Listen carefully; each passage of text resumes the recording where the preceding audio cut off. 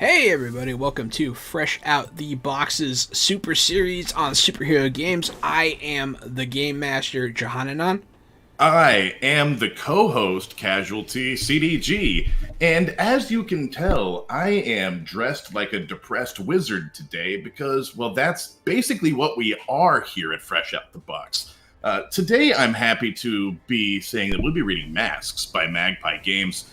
As part of our Super Series, we've been tackling a bunch of different superhero tabletop role-playing game systems and sort of giving them like a once-over rating to see how we feel about the system in its different categories. And through this process, we will discover what game we'll be playing in 2022.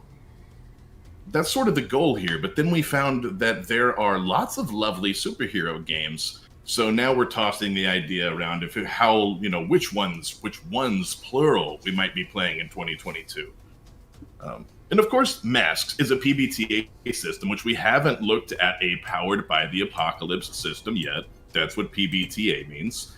A lot of people are familiar with 5th edition and how the 5e system works. This is PBTA. I'm a big fan of this system, Jahan. I've played one PBTA game so far, but I played it 2 or 3 times now. I played City of Mist, and I loved it, and I thought, boy, would this be a great superhero game. So I'm actually excited for this without even opening it, truth be told. I have been very excited for this one. I've anticipated. I know that we've had some followers ask for this one specifically. Looking at you, Vampire. But yeah, so this one, I don't know, this one's going to be good. I think this one's going to be, I'm excited for this one. I hear good things, and I'm happy that we finally broke some ground with Magpie Games, and hopefully we can work with them more in the future. Yeah, that's right. We're also excited for their Avatar tabletop role-playing game, tabletop role-playing game, which comes out in 2022 as well. Yes. And I think we have every intention of playing the Avatar game. So it already might be a good idea for us to play Masks just so we're familiar with the PBTA system when it comes out. But let's not get ahead of ourselves. Let's judge this fairly as maybe it every sucks. other thing. Maybe it sucks. Might be a big steaming pile, but hey, we'll check it out. How do you feel about the cover? How do you feel about the Teen I like Titans? the cover. I like the art. I like the art style. I like the characters that it's depicting. Looks like we have a reptile guy. He looks cool. He looks like he means business. Before you go past the reptile guy, this is like the 3rd time I've looked at this, and I didn't even notice there's a guy to his left. Yeah, there's a guy to his left. Yeah, there's a bigger, stronger, strong guy. Actually, I have the full picture on the screen as our banner for this stream, and it's hard. I can't see it. I can't quite make it out, but yeah, there's another guy. with the higher resolution. Yeah, what's up, Thomas? This game looks cool. He looks like a Bane type of guy with spikes like Doomsday. And then there's yet another guy further off to the side. But yes, there's a matador with devil horns right there, it looks like. Okay, yeah, there's a matador vibe going. I didn't even catch that. And then there's this bow guy, who is a bow guy. You see the matador is parked on top of a villain? Yeah, I just noticed that was a villain. I thought they were on a car or something. She's just sitting on, they're on a giant robot, but she's actually sitting on a henchman on the robot's arm. Oh, that's funny. A little extra flair, a little extra spice there. And then there's a gender-bent raven, and then there's I don't think that's a gender-bent raven. I think that's still a female. Maybe. I don't know. Again, in the higher resolution, you can see her abdomen depicted. Okay, interesting. But yeah, so there's a raven, mystic character, and then there is a Superman analog in an orange costume there as well. He looks like he might be kind of that sort of guy. And then we didn't mention the guy. I don't want to get too caught up on it. The next page has a whole nother set of people. So far, I already love the art. It's doing its job. So many different characters just depicted. Telling a hell of a story. And right on the front, it says it talks about Masks. It's a superhero game in which a team of young heroes fights villains, saves lives, and tries to figure out who they are. Noble paragons, dark avengers, or regular kids. So it seems like this one's focused on the whole kid vibe. We wanted to do starting as a kid vibe and building up. So this is like that was one of the singing to us. That's Black Crow. That's funny. But got a My Hero Academia vibe sort of in our minds, I think. Yeah. And 3 to 5 players, 2 to 4 hours playtime. We don't see a lot of those ratings on games. I don't know. They usually don't mention that kind of stuff. But yeah, then here's the whole picture right there. There it is. Okay. There's a bunch of people. Yeah. I don't know what's going on in the top left there. Excuse me, robot. Assume the position. That guy over there, he's a robot fucker, and they just leave him alone. Everyone else is a real contributing part of the team, but that guy, whenever they're done fighting, he's always fucking robots. Always fucking robots. It's mostly harmless, so nobody stops him. But it is weird, to say the least. They do mention the Apocalypse engine. It is used courtesy of Vincent Baker and Lump League Games. They are the creator of PBTA. And a lot of, it's one of those things, they want you to use it. They're happy to have it out there. But here is the, look what we did. And also, Brendan Conway is the designer. One thing I think is really funny about the Apocalypse engine is, well, I guess it's funny about Magpie. All of the Magpie games are Apocalypse engine games at this time. And I guess they could change that whenever they want, right? They could always release their own thing. But Magpie sort of specializes in this engine that they didn't create, which I like. That's a neat thing, I suppose. It's strange. I almost wish that Vincent Baker, the creator of this engine, worked for Magpie, since they're only made. Maybe they acquired him. They don't know his, Could be a thing. Yeah, so what is Mass Tales to Astonish? That kind of thing. So Chapter 0, preface, they have that. Chapter 1, the city. Then Chapter 2, the basics. Then the heroes. Interesting. So this setup is actually very different from the usual. Interesting. We might have to skip some stuff here. That's okay. Huh. Do you want to read what is Masks, or do you want to skip it? Well, there is a... I guess we could look at it. I was going to say we could go straight to Halcyon City to see their setting.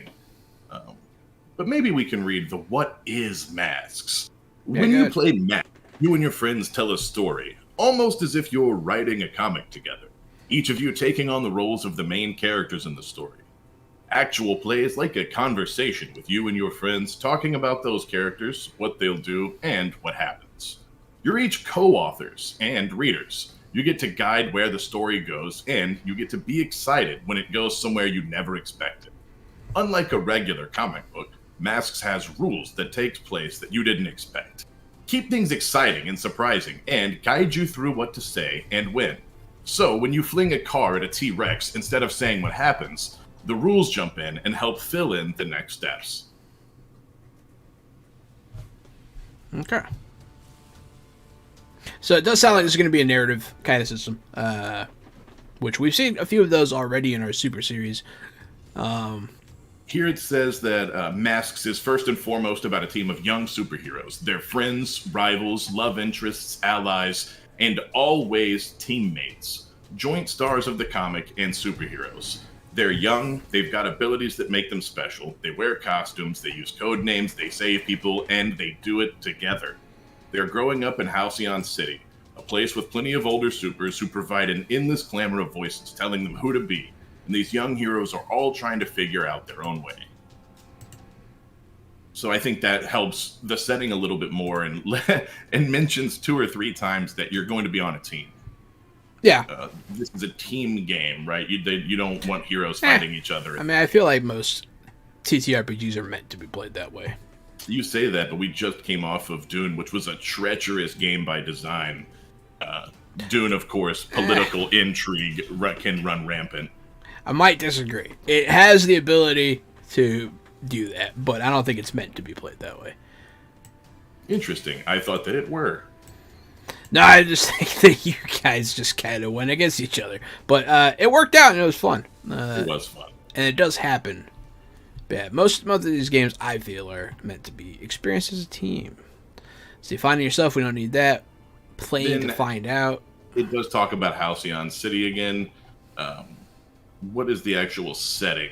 80 years or so after the 1930s. And so it looks like the 1930s is where superheroes happened. Maybe we should read it. Halcyon City is massive, bustling metropolis. Countless people from countless cultures in all walks of life populate this great city. It is a contradictory and wonderful combination of darkness and light, crime and heroism, corruption and hope. Past mistakes and promises of change. It's always been a city of tomorrow and yesterday, and that's never been more true than today. Halcyon is the focal point of the superpowered extra-normal world.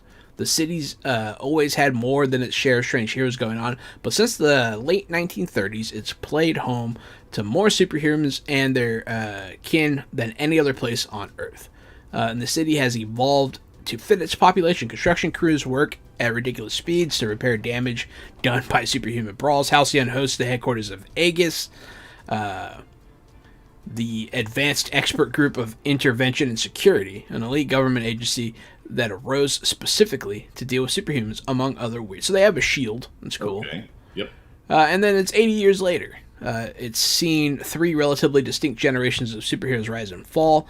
These three generations are known colloquially as the Golden Generation, the Silver Generation, and the Bronze Generation. And now there's a new generation rising. The children of other superheroes or trainees of prior generations or brand new superpowered individuals all try to figure out what they are in the midst of Halcyon City's special brand. So that's a cool setting. I like it.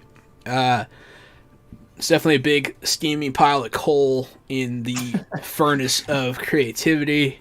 The steaming pile really makes it sound like you're heading a different direction with that. Yeah, it's all about subverting expectations. It's a steaming pile of coal, and it's ready. It's ready every time I talk, I want it to be a roller coaster. I don't want you to know how my sentences are going to end. So I'm gonna. You have absolutely nailed it. That's my new goal. Finding yourself in Masks, you play a character who are approximately 16 to 20. That's very specific and interesting that they specify that. With allowances made for stuff like the alien who's actually 1,000 years old and is still a teenager in mind and body. They're trying to figure... So adolescence is the name of the game. Mm-hmm. They did everything but say that word. The trouble is all these adults around them telling them what to do and who to be. So, yeah. It's a coming-of-age story. Yeah. Which I have mixed feelings about, but, I do like them. But sometimes I hate them. But I also like them. So, it's, we'll see. Playing to find out. I want to see, is this... Okay, that's just talking about character development. Where this came from. Masks borrows its rules framework from the game Apocalypse World. So that they're talking about PBTA. Huh? Yeah, that's why I said PBTA. Masks also comes from a long tradition of young superhero stories. Young Justice, Young Avengers. Avengers Academy, Runaways, Teen Titans, Miss Marvel, Wolverine, and the X-Men. Those are all the inspirations they have named. They said everything except for My Hero, didn't they? This game predates My Hero Academia, I believe. Oh, shit. Okay. My Hero is fairly new. I thought this game came out in 2019, but I guess My Hero would have been coming out around the same time. Yeah. But it was not on the up and up yet. Yeah. But this does seem to still vibe with that. Definitely. But My Hero in itself is a homage to those very same shows and comics. Right. Let's see. What you'll need. Talks about time. Masks needs one player to be the game master, obviously. See the GM page 161. Okay. Dice. Here we go. Yeah, 2 6-sided. What? Who do you think is going to be the game master for this one? Man, I don't know. It's been. Are we trading off in 2022? It's been me for a year. Is it your turn? That's all right. So far, so good, man. Our numbers are showing consistent growth. That's true. I guess I'm doing okay. Yeah, if it ain't broke, don't fix it. Yeah, if anyone out there is an aspiring game master, every time I'm done running a game, I always think I did a terrible job. So just know that that's how it feels.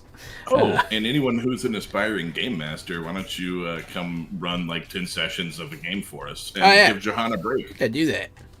There you go. You need at least 2 6-sided dice, the kind you'll find in Monopoly or Risk. That's funny. Playbooks, you'll need a printed copy of each of the 10 core playbooks. Oh, playbooks are like... There's actually a playbook PDF. I don't know if you want to close yours and open it, but there's a separate file that has all the playbooks in one. I already have it opened. Yep. I'm the man, dude. I've been told. It was just it's an easy place to see them. Yeah. I think I have it open. Jeez. You seemed pretty confident there. Yeah. It's all about seeming confident. That's the whole point. Exactly right.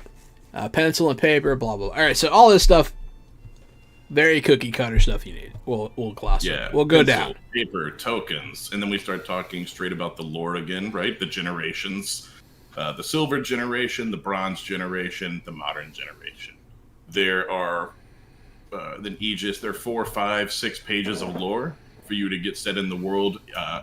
And I'd say that those 6 pages are probably worth reading if you're going to play this, because that's not even a deep dive into the lore. That's just a 6-page overview of the last 70 years. It gives you that flavor, yeah. Yeah, 70 years of lore in 6 pages is acceptable, I think. That's a good amount without getting too deep and getting lost in the story.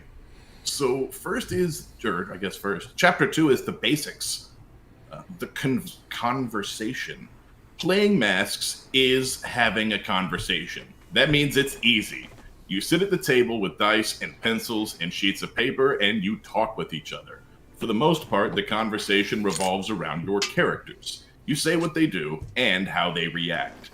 Since the other players don't live in your head, you have to convey your character's thoughts, emotions, and feelings to the other players and the game master. There are times in the conversation when you slip directly into your character's shoes, no longer narrating, but actually taking on your character's persona. You make the gestures your character makes, and you say things that your character says. Most people do this without thinking much about it. It's pretty much to become your character while you're playing, and to play what they want, and to fear the outcome of the dice at crucial moments. I guess that's other things to do. The conversation in a role-playing game evolves naturally over the course of the session, but it's your job as a group to keep the conversation interesting. The rules, the techniques, and everything you bring to the table is about driving that conversation toward interesting places, explosive fights, emotional confessions, heroic sacrifices, wherever the fiction takes you.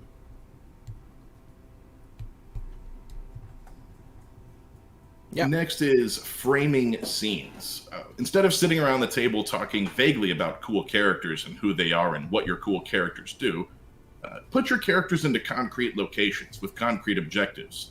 You don't just say, oh yeah, Nano's got nanite power so he can make weapons out of nanites in his body. You put Nano into the Exemplar's headquarters and describe him sending his nanites into the nearby machines and taking over the security system. Think about your story like a comic book or a superhero setting. Cut straight to dramatic struggles against dangerous villains or complicated discussions about what's right or wrong in a difficult situation. Skip the boring stuff and get right to the meat of what's happening or what's about to happen. It sounds complicated, but it's no harder than starting any conversation. Once you get up and running, the rules of the game will take you the rest of the way.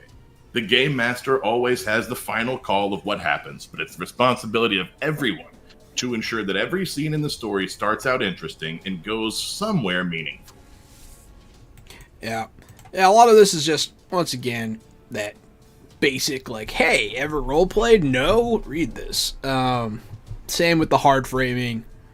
That's just, like, more direct things. I don't know. It's not, what do? You don't need to read that, I don't think. Page 26 talks about what moves you have, what actions your characters can take, and what dice you use in this game. So that's sort of system-centric stuff I think is fairly important. And that's on page 26, halfway down. Let's see. Framing scenes starts a conversation in an interesting place, like knocking an arrow on the bow and aiming it at a target, but moves carry the arrow to the target. The connection, so PBTA is a moved focus system. This is kind of where that comes into play, and so we're going to read more about that. Moves carry the arrow. They connect your character to the fiction in exciting ways, and they drive the story in a direction you might not expect. Each move is a small set of rules that help resolve conflicts, answer questions in the fiction, and push the story forward. Moves are like the programming language of the game. When you do X, then Y, shaping and defining the fiction when your character is taking actions. The basic moves are the core of the game, and any PC can trigger them from the start of play. Each character also gets their own playbook moves, more specific pieces of programming language that point the character in their own cool directions. The PCs might add more moves over the course of play too. In general, the basic moves cover situations that come up all the time in Mask stories, while the special moves cover situations that are character specific and much more rare. Every move has a specific trigger, the when you do X part of the program. They aren't triggered whenever or when you feel like they should be, but only when your characters are in a situation that trigger the move. If you want to trigger a move, you have to do the thing that triggers it, which makes sense. You can also avoid a move by avoiding the trigger. Triggers are also almost always tied to the fiction, which means all moves are governed by the same principle. If you do it, you do it. If you want to trigger a basic move, directly engage a threat, then you have to directly engage the threat. Perhaps charging at a supervillain while screaming and swinging your fists. And if you pick up a car in each hand and go swinging at a giant robot, you're directly engaging the threat, and the move triggers whether you like to or not. So that was just a very clear way for them to explain that even if you don't think that your character is directly engaging a threat, and you say, I'm going to pick up 2 cars and go running at it, you are directly engaging the threat. Even if you don't say those words, that's the move that's taking place there. Yeah. And I think that's cool in this game, that move isn't, what we're used to. When we play a tabletop game and we read move, we think of movement and how far you can move in a turn. In this game, move is almost actions. Almost, but they are their own moves. It's cool. It's a new language almost. The frames is what they call their scenes, because it's I guess comic frames, and then you have your hero's moves. Yeah. Often when you trigger a move, you roll a dice to see what happens next. These are the only times you roll dice in the whole game. You might want to roll a dice to resolve a situation. At other times, don't.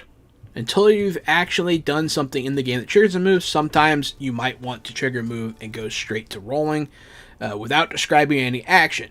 Don't.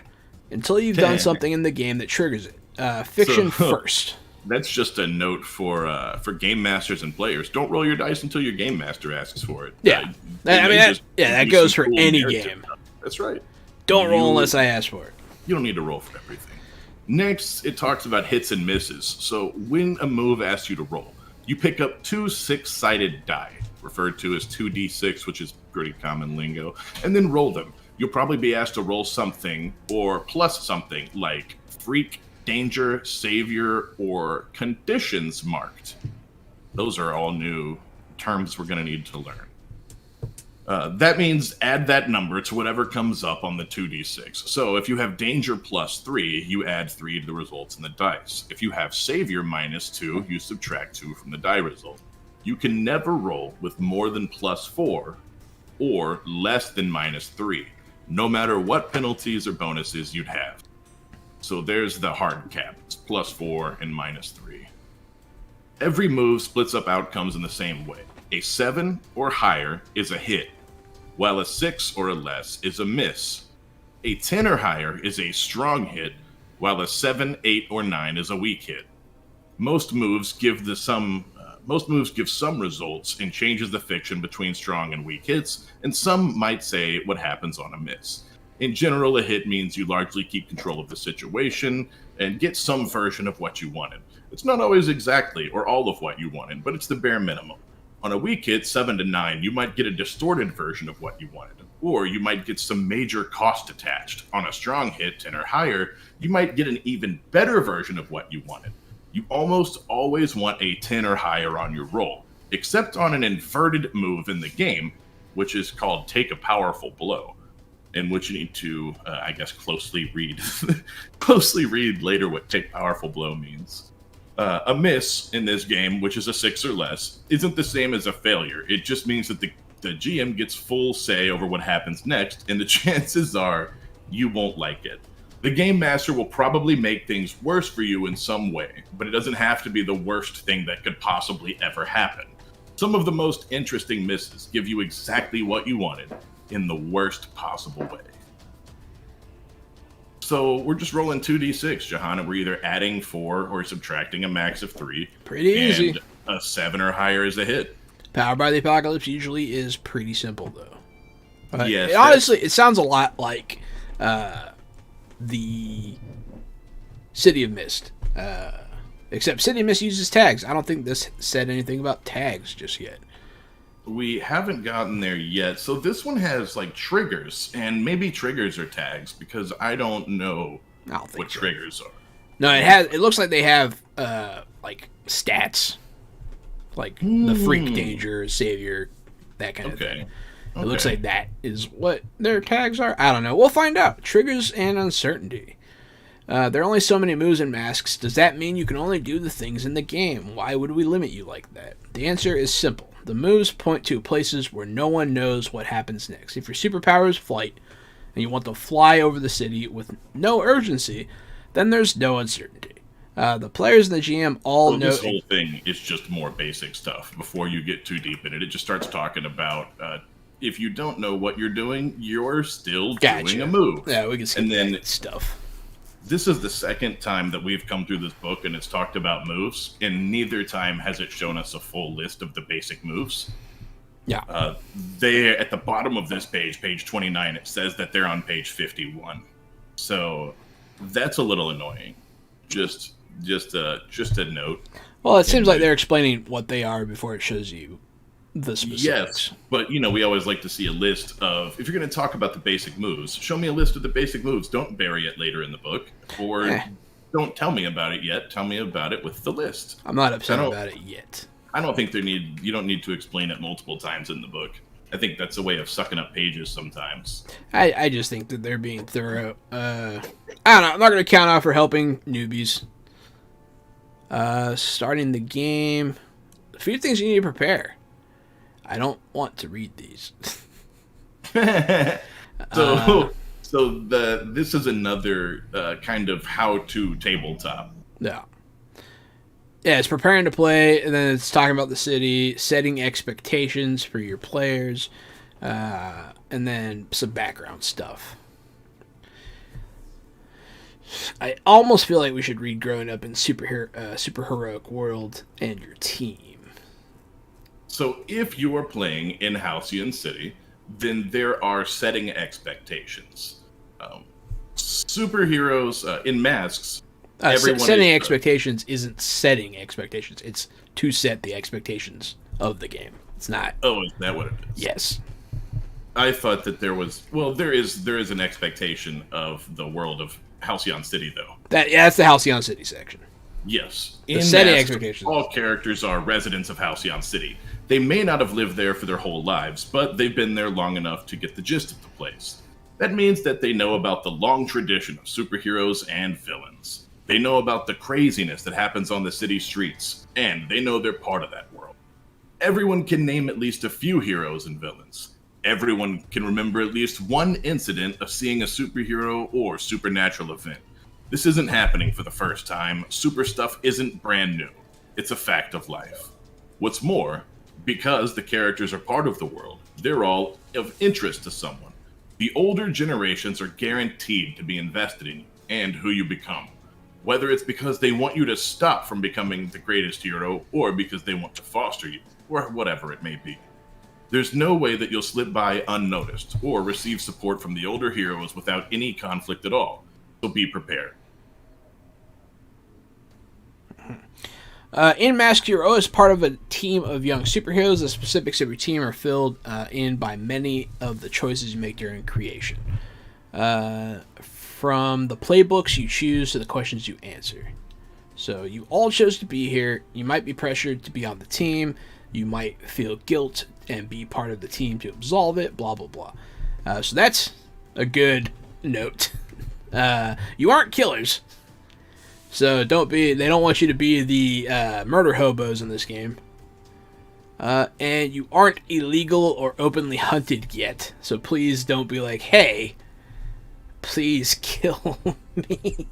People do that stuff in the beginning of character creation a lot. These seem like guidelines. I don't know that I would enforce them. I mean, you do what you want. I feel like it does say weird. Here at the bottom of the "you aren't killers" thing, it says, so far your team hasn't gone down that dark path. Yeah, it seems that can be part of the campaign, but you're still supposed to be young heroes, and maybe you haven't had that journey yet. You know, you haven't. Yeah, no, I get that, but it's, I don't know. I've never been. These are suggestions. Yes, that's right. These are if you're playing in Halcyon City, and you're sticking to their lore. You aren't illegal or openly hunted yet. Yet. So this is, the X-Men getting hunted down by the Sentinels. It's a cool story, but you're not hunted down yet. Heroes are still fine. They're not illegal yet. And the final rule in Halcyon City is that you aren't beloved. You're not the world's favorite superhero. You are more or less well-liked, and you might be doubted because you're young and unknown. If you are loved, it might be the love of celebrity, where you're like an Instagram person and it immediately can turn to hate overnight. So it just basically doesn't want you to be the bee's knees. It keeps saying that we're a young up-and-coming team. We're not the world's best heroes yet. Yeah, they keep saying all that stuff, but once again, it's all just, do it That's if you right. want to. I mean, yeah, you could play it that way if you wanted to. I think we should just skip to page 35. That's where the heroes start. Sounds good to me. I read the rest of them. It's just more of the same. Perfect. I'm glad. It's a big book. It's 242 pages, but damn. You have to choose a playbook. There are 10 playbooks, 10 core playbooks, I guess. There could be more, and there are fan-created playbooks.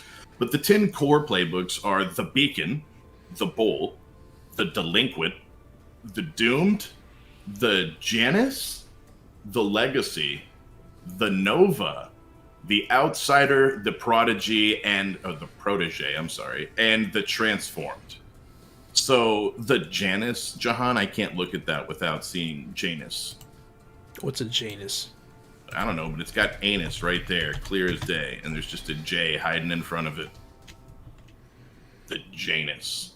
Janus is the god of beginnings. Okay. In ancient Roman. Okay. In Masks, each player picks a playbook at the start of teleporter. Play. Interesting. No two players can pick the same playbook. There's a rule right there. No two players pick the same playbook. If two players want the same playbook, the game master can suggest similar alternatives or resolve the issue with a coin flip or dice roll. The playbooks don't tell you exactly who you're playing. They just give you an interesting starting point for designing differentiated characters who play to the themes and issues of Masks. Each playbook has a series of issues, complications, and themes wrapped up in its particulars. It's important that you're happy with whatever you choose. For more individual playbooks and their particular stories, see page 89. How to play my favorite character. This talks about how flexible these playbooks can be. Then the medley of Halcyon City. It's another kind of... you can make your own version of Halcyon City, I think it says. Yes, that's exactly right. It's a kaleidoscope of craziness, and so you can do whatever you want. So this is when you were saying, yeah, but you can make them killers if you want to. You can make them famous. Hey, you can do whatever you want. Yeah, there's that part where it's like, also do whatever you want. Once you pick your playbook, you worry about your name and your look, which, I mean, come on, let's be honest. That's pretty important. You might want to think about things like if you're a modern incarnation of the Greek goddess Athena and what that might mean for your look, or how you don't need a real name, right? So some people do need a secondary name. And that kind of ties you up in a whole new superhero story, and that kind of makes a compelling story. So if you think about your look, how you physically appear to others, and how you present yourself, what you regularly wear, choose as many from each list as apply. You might also choose different options, differentiating how you look in your heroic persona versus how you look the rest of the time. That reminds me of Shazam. He looks a little bit different in his heroic persona than he does most of the time. After names and look, you pick your abilities. Now pick your abilities in a broad term meant to indicate the special things your character can do that puts them in the super heroic world. Some abilities are the height of standard human capabilities, Olympic level athletics, for instance. Others are straight up incredible superhuman abilities like controlling fire or reading minds. Choose as many abilities as your playbooks say from the available list. Some have special instructions, such as Bull or Protege. Simply follow them. Your abilities leave some information up to interpretation. A Nova might have sorcery, but it doesn't tell you exactly what sorcery looks like. So it's flexible, is the name of the game there. Abilities don't clearly state exactly what you can or can't do. After all, your ability is super speed. That doesn't tell you at all whether you can travel at 600 miles per hour or break the sound barrier or vibrate your molecules through a wall. Abilities give you a clearer picture of a character at the start of play and a jumping off point for figuring out what makes sense for your character's specific capabilities. For example, someone whose ability are martial arts and swordplay probably can't run 600 miles per hour, break the sound barrier, or vibrate their molecules through a wall. Yet. Okay, fair. That was a weird... So abilities are anything? Yeah. Like what if instead of... It's ability... I think they mean ability in the literal definition of the word ability.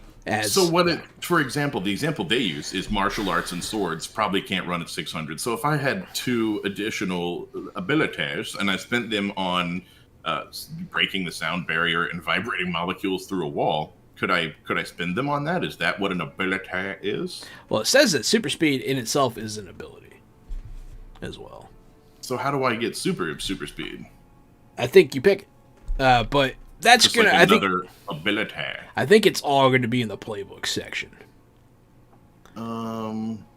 Okay. I thought abilities came out of your mind. Yes, but it says in the ability section that you have instructions in your playbook. It does say, choose as many abilities as your playbook says from the available list. Yes. Okay, so some playbooks have special abilities like Bull and Protege. And they have special instructions for the abilities. Okay, some have special abilities. Sure. But what about that one power? So this is the question that we're always asking.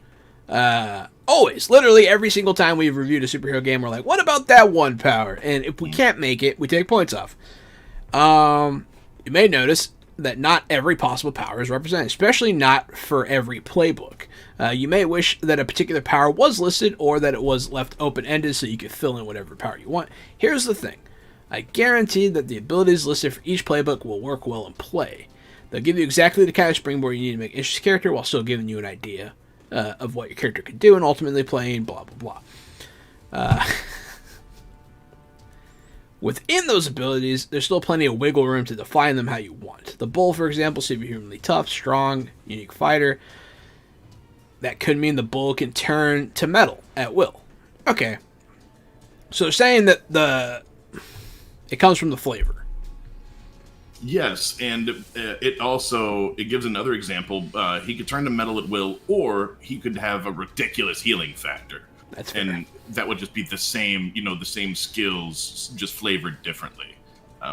And then, like you said, then you go with anything that fits that general category of tough, strong, and skilled at fighting. So, I guess you could do Super Soldier or, Rhino as the Spider-Man villain. Sort of anybody, Juggernaut, That's what you've got here. Yeah, it definitely sounds like, Rhino and Colossus would be the same thing in this. And they kind of are. So fair. I'm okay with that.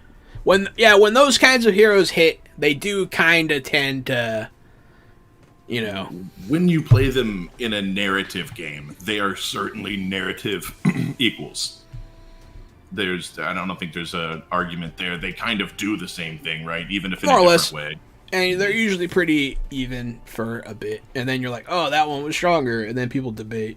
Well, even if the power levels aren't even, they still operate in the same narrative motion as one another. And I think that's that's sort of the heart of Masks, is getting making sure that they run the way their narrative is supposed to. So the labels are the next thing, and this might be their tag replacement, not sure. But they are 5 main stats, and they are called labels. In Mass, you have 5 main stats. Each label tells you how your character understands their self-image. These labels shift and change over the course of play as your character's own self-image changes. And those changes are often in direct reaction to how others see you. When you're a young hero, how you see yourself is determined just as much as how others see you, as it is by your own choices, for better or worse. The 5 labels are, so I guess these are stats, and it's a sliding stat scale, which is, I think, a normal thing for a PBTA, because you don't take damage in these so much as you lose control of a thing. So the 5 labels are Danger, Freak, Savior, Superior, and Mundane. So Danger is you see yourself as threatening, strong, bloody-knuckled, and risky. Freak is you see yourself as strange, unusual, unique, or powerful. Savior is you see yourself as defending, protecting, guardian, and stalwart, what others think of you. Superior, you see yourself as smart, capable, crafty, and quick. It may make you an egotistical, arrogant jerk, but you know that you're better than everyone else. And then Mundane, of course, you see yourself as the more normal, human, empathetic, and understanding one of the group. And, you might just be the boring, regular person, or you might feel that way, or be made to feel that way. Then there are rules for the labels. You can add +1 to any label of your choice, and that's every playbook. That's sort of part of character building. Making sure that you don't go over +3, of course, because the highest you can ever get is +4 to a roll, and that comes with advantage from the game master. So your skill can only go to a +3. You might want to look at the basic moves of your playbook to determine what you want to add the +1 to, but you could also just do it based solely on your character's self-image or solely on flavor. But I'm guessing that each playbook has their own thing that is like their strength that they play to. Yeah, probably. That would make sense. A couple important rules for your labels. The vast majority of the time when one label shifts up, another shifts down, and vice versa. There might be a few cases when this isn't true. If a label would shift up past +3 or -2, then no shift at all occurs and neither of the labels change. Instead, you mark a condition, a negative emotional state that starts affecting your character's actions. If you see yourself as too much of an extreme, then it starts to mess up your character. So I think that's what we're looking at in this game instead of character death, right? Is once your stat gets too high or too low, you take a permanent emotional state. Well, maybe permanent. We're about to read about conditions in the next section. But you read an emotional state that changes one of your core stats. It kind of biffs you up for a little bit. I like that. I like that. I guess it's better than health damage when you're telling a story. Health damage is weird with superheroes. Health damage is weird in general. Fair. It's we were used to it, right? Because we're used to it, yeah. But it is always weird. Had it. Yeah. Like if you're playing like action adventure games, you just like if you fall, you die. If you get hit once, you die and you restart. Yeah. Like there's no health in those games. There is just you just go back and do it again. You just have like conditions, things that just it makes you angry in real life and feel hopeless. So there are conditions, just like this game. All PCs have the 5 same conditions to mark: afraid, angry, guilty, hopeless, and insecure. Sometimes when you mark a condition during the game as a result of moves and misses, while you have a condition marked, you take a -2 ongoing to a particular basic move, depending on which condition it is. If you have multiple conditions, marked all are applicable. There are only a few ways to clear conditions, and you can find out how to do that on page 84. Then you ask yourself some backstory questions, Jahan, if you want to figure out what's done with your character. I believe each little character booklet comes with like a little Q&A section. That's normal for Powered by the Apocalypse. That is normal. Let's see. I have the playbooks open. Where are the questions? Backstory. This is for the Nova. I'll read the Nova backstory questions. When did you first use your powers? Who was the first person you accidentally hurt with your powers? Oh, shit. Who outside the team helps you control your powers? Who do you continue? Why do you continue to use your powers? And why do you care about the team? Let me go read another one, just to make sure it's different. Yeah, they are different. The Outsider. Where do you come from? Why did you come to Earth? Why do you want to stay here? For now, at least. Why do your people want you to come home? And why do you care about the team? I guess that last question is going to be everybody. So yeah, every playbook. So I did find the playbooks. I kind of understand them better now. Yeah, it's easier when you can see them while you're reading this all at the same time and sort of soak the information in. Yeah, so there are 10 playbooks. That these are the things they advise you to print out for everybody. Mildly annoying that there are full color images on something that you're asked to print out, but hey, they do look good, and you can always choose black and white, I guess. It's still gonna eat the crap out of your ink. But anyways, there are 10 playbooks, one for each of the 10 playbooks they mentioned earlier, and I guess you just take that.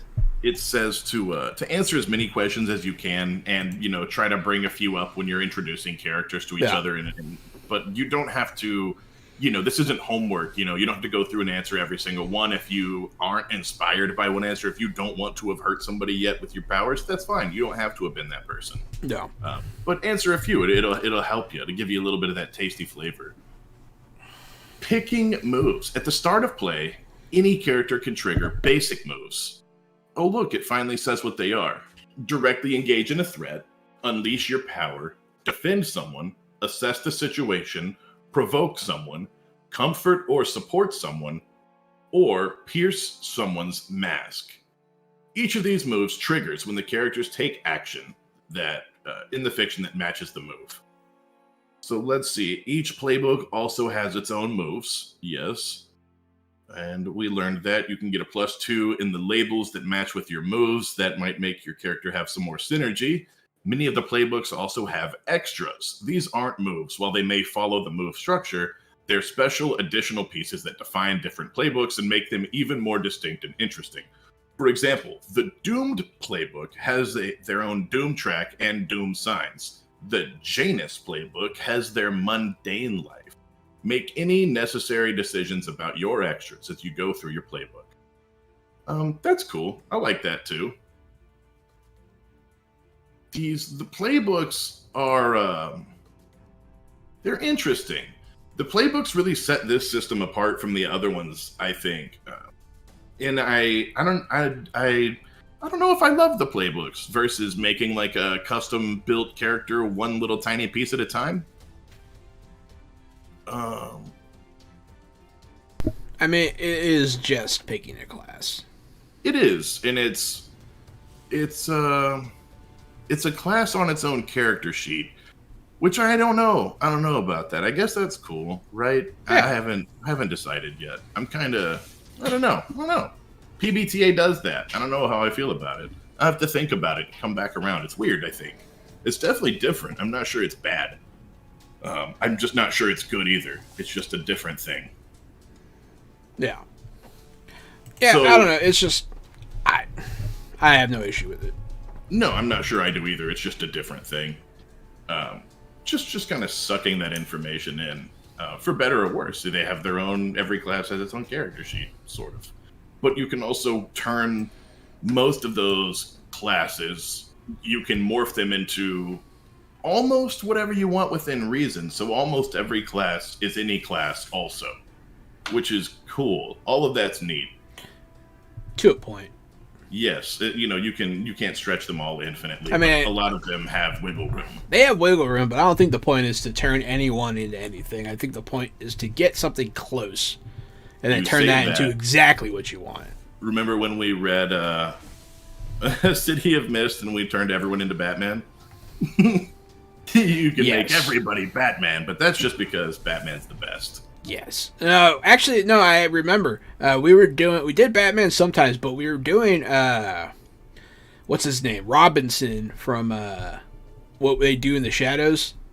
Colin Robinson. Colin Robinson. Yeah, we kept making him over. Oh. Sounds like he would be a Janus, because they have the extra mundane track. Maybe. I think that Colin Robinson would be extra mundane. He is extra mundane. Mm-hmm.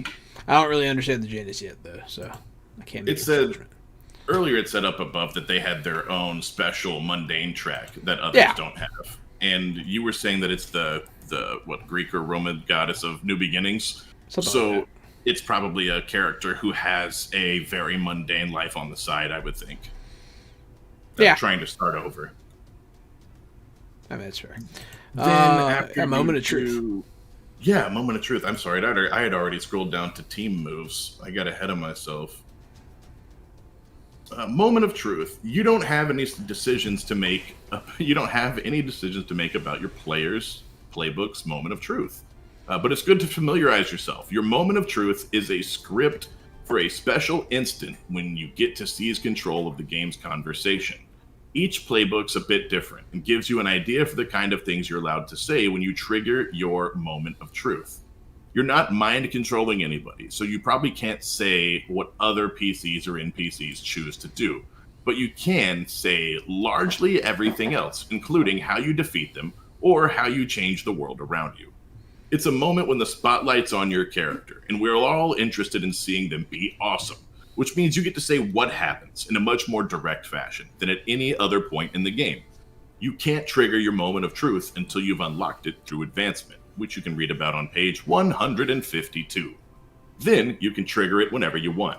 And during the scene, you have full control of describing what your character does, as long as you remain within the playbook's script. Alter your moment of truth, or after your moment of truth is over, you permanently lock one of your labels, and it will never change again. Your moment of truth tells a lot about you, your critical moments for your playbooks, and what it looks like when everything comes to a head, and your character shows their full extent of what they can do. That's kind of a neat little thing. Yes, that is a unique thing that I've never heard. It's similar to an action point, but it's like a super action point. It is like that's a good explanation. And then it locks one of your traits forever. So now that's a permanent character quality of yours. Which could be a good thing if you're locking it at the height. That means that you can no longer dip over or lose any. So it could be a good thing. Also, it could give you a shitty stat forever. Who knows? But we'll have to find out more about that on page 155, unfortunately. I would think if you were about to, say you're going to play. You haven't figured out what you're going to play, right? You don't know if you're going to be like a Punisher type of guy. You're a mundane type of guy. You don't know if you're going to be Batman, but you're chasing somebody, and it's early in the campaign. They make a jump across a rooftop, and you have to burn a point early. You burn your moment of truth for an athletics check. And so now that going forward, you will always be an athletic character in your moment of truth, right? Something like that. So that skill is locked. And that might inform your character decisions going forward, because now you know that you're a guy who leaps from building to building. And I think that's the reason it's cool to me, is because it sort of forms your character in a pretty solid way. See, I think that the moment of truth is... So, that's a good example, I suppose. But it's pretty stripped down. I feel like that's... Yeah, I feel like it's more like... I stop Galactus or something. I think it's like an oh shit point. Like your team's about to lose, so God comes to Earth and is about to smite you.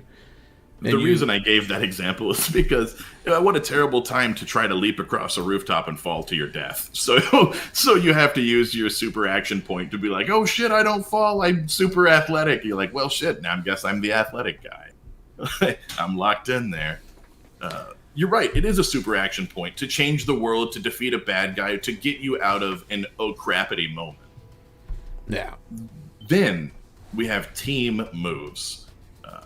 I'm already. We all know. I'm sold on team moves special, right? immediately. Yeah, based on the fastball name. special for the win. Yeah. Every character gets 2 team moves. One that triggers when they share a triumphant celebration with someone, and one that triggers when they share a vulnerability or a weakness with someone. You don't have any decisions to make here, but read through the team moves for your playbook to get an idea of your playbook's issues and how they relate to other characters at dramatic moments. I clicked over. Let me look at that. Who do you want to see? Let's see. It's going to be a moment of celebration and a moment of weakness. I don't know. What's the most terrifying wizardy power class? Who has the most juice? The most magic juice? Doomed, maybe. Yeah, that sounds terrifying. And these are called team moves, right? You said? That's correct. Yes, sir. So, yeah, there's our moment of truth. There's our team moves. So the moment of truth for the Doomed, which we just talked about, the moment of truth is the mask is a lie. And some piece of you has always known that. Doesn't matter if others can see it. You're the one that can do the impossible. Mask off, costume on, and you're going to save the damn day. Of course, you better hope nobody nasty is watching. So that's very ambiguous. Team moves. When you share a triumphant celebration with someone, ask them if they see you as the person wearing the mask or the person underneath. If the former, mark potential and clear condition. If the latter, take influence over them if you reveal yourself. If you share vulnerability, tell them a secret about who you really are. Give them influence and shift your mundane up. And your mask's labeled down. Interesting. So that does stuff that I don't understand yet, but I was gonna say I would have to see all of those pieces working on the puzzle. It sounds like it makes sense. It's just sliders moving, basically. Plus, it is sliders moving. The thing where you take influence over them sounds interesting. But yeah, introductions. Everyone introductions. Just seems like everybody is going to do that. That's a thing that happens in every game. I don't know if we really need to talk about it. Fill out relationships. Each playbook has 2 relationship sentences on them and fill them in with blanks. One at a time, each player reads 1 sentence from their book and fills in the name of a fellow teammate. This sets an initial relationship between characters. I do like that. So what does the Doomed have for their relationships? I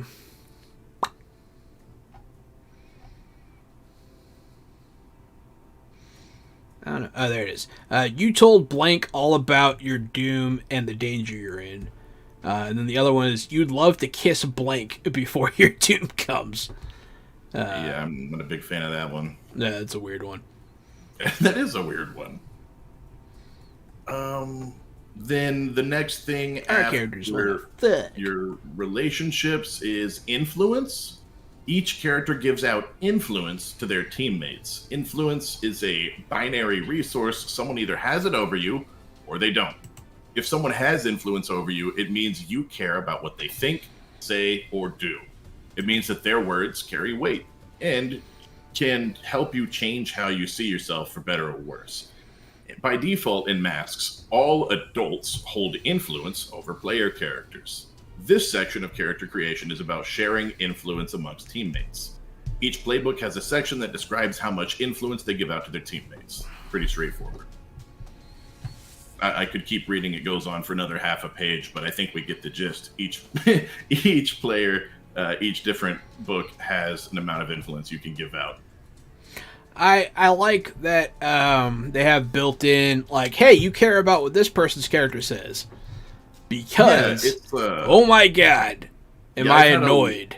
I've seen a lot of players, and I say players, they would say that it was their character, but I'd say it's players who are snarky and just talk back to a game master and don't give a fuck about how they treat an NPC. Yeah. And while everyone else is respecting the NPC's station, what it's supposed to be, sometimes there's somebody who just wants to be an asshole to that character. Every time, yeah, it happens. We've had a few like that. It's a strange thing, but it happens. I like this. This is like, hey, the adults have influence over you, and you want them to think you're cool. Yeah. So also, you care about some of the other players. That's nice. Correct. You and they about you. Yeah. You don't just not give a fuck about anyone on your team. You're like, I don't care what any of you think. Now this is a section about the moves. Yeah. We've already briefly covered the moves, so we can flip down to the basic moves, which page 51. We've talked about them, but the basic moves are directly engage a threat, unleash your powers, defend someone, assess the situation, provoke someone, comfort or support someone, and pierce someone's mask. What is piercing someone's mask? This is on page 51. See, I think you skipped some stuff that might be important, actually. So that using moves in play, I don't think we have to read that, but I'm reading something above what you're reading, and I don't understand it, so I feel like we should read it. Hold, +1 forward, and +1 ongoing. That sounds weird. I don't get it. So let's see. Some moves describe your character getting hold as a result of the move, such as hold 1 and hold 3. These are temporary points you can spend according to the move, often with the phrase, spend hold 1 for 1, meaning spend 1 point of hold for 1 effect that the move describes. So this, to me, almost sounds like a spell.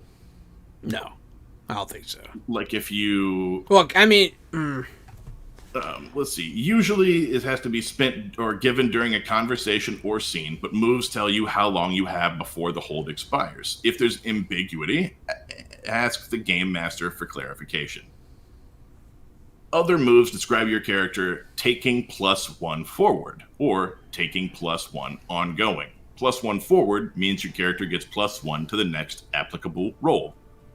+1 ongoing means your character gets +1 to all applicable rolls moving forward as the move describes. The move always indicates how long these bonuses should last.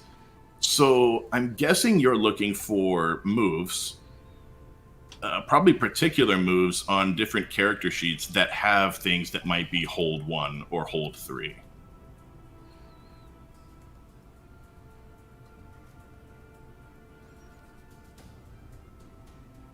Interesting.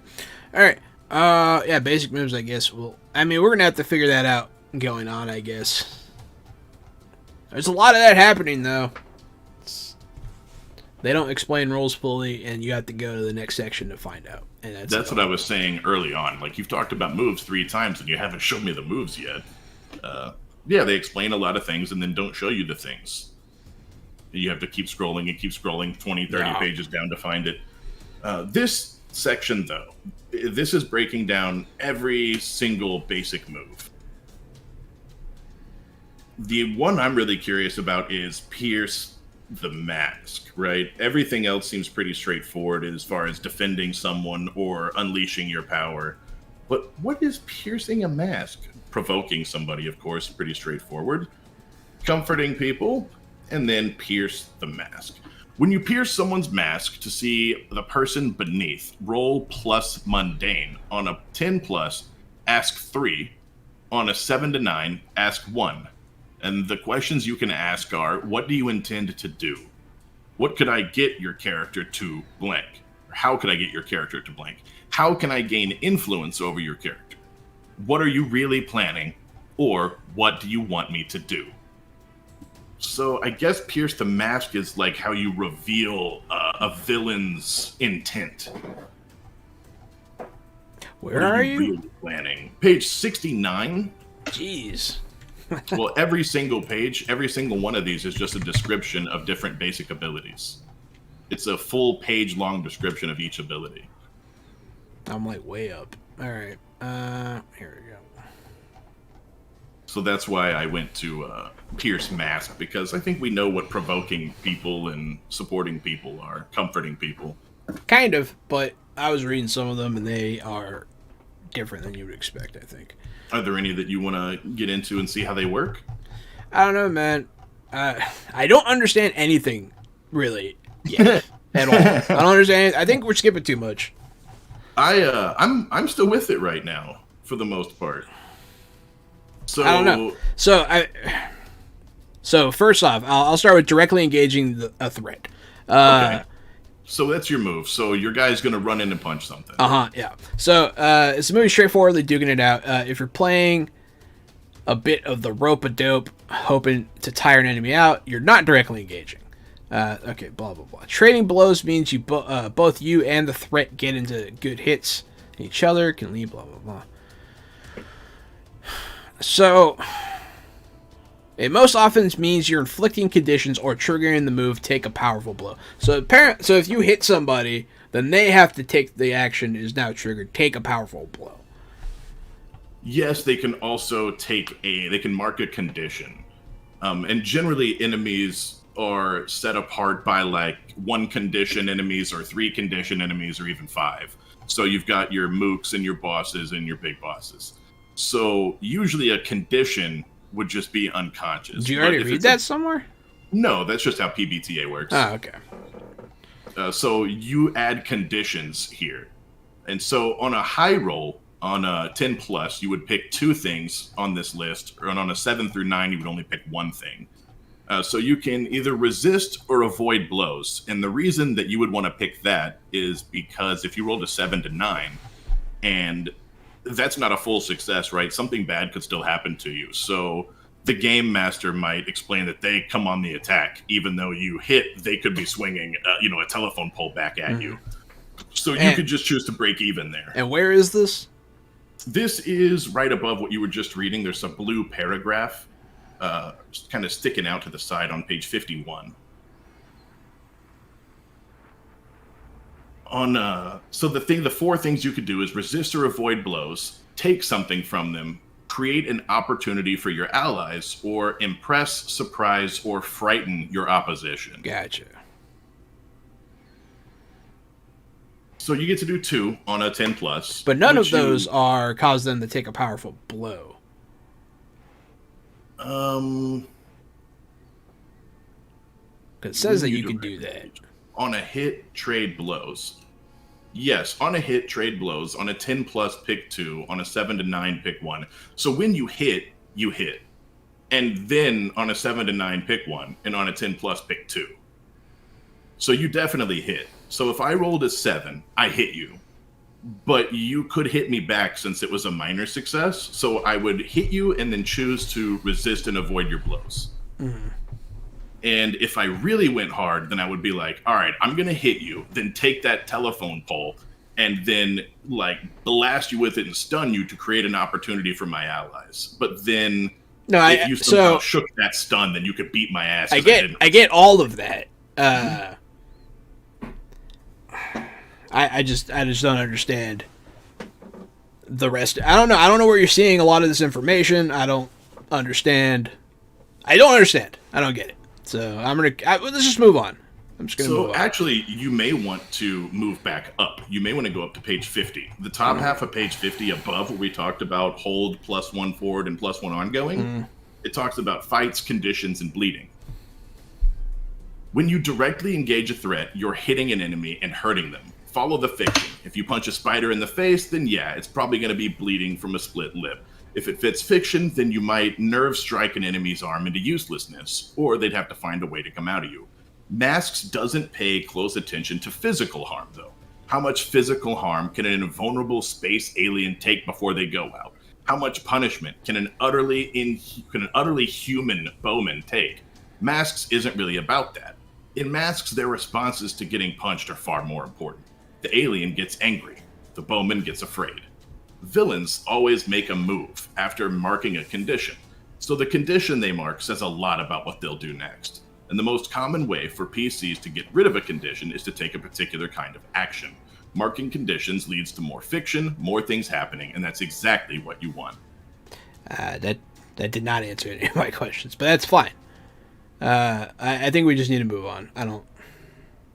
You're still not there yet, huh? Nah, I need to. That's okay. I need to read stuff that we're skipping, and it's fine. I think we need to just continue. Well, It'll all become clear eventually.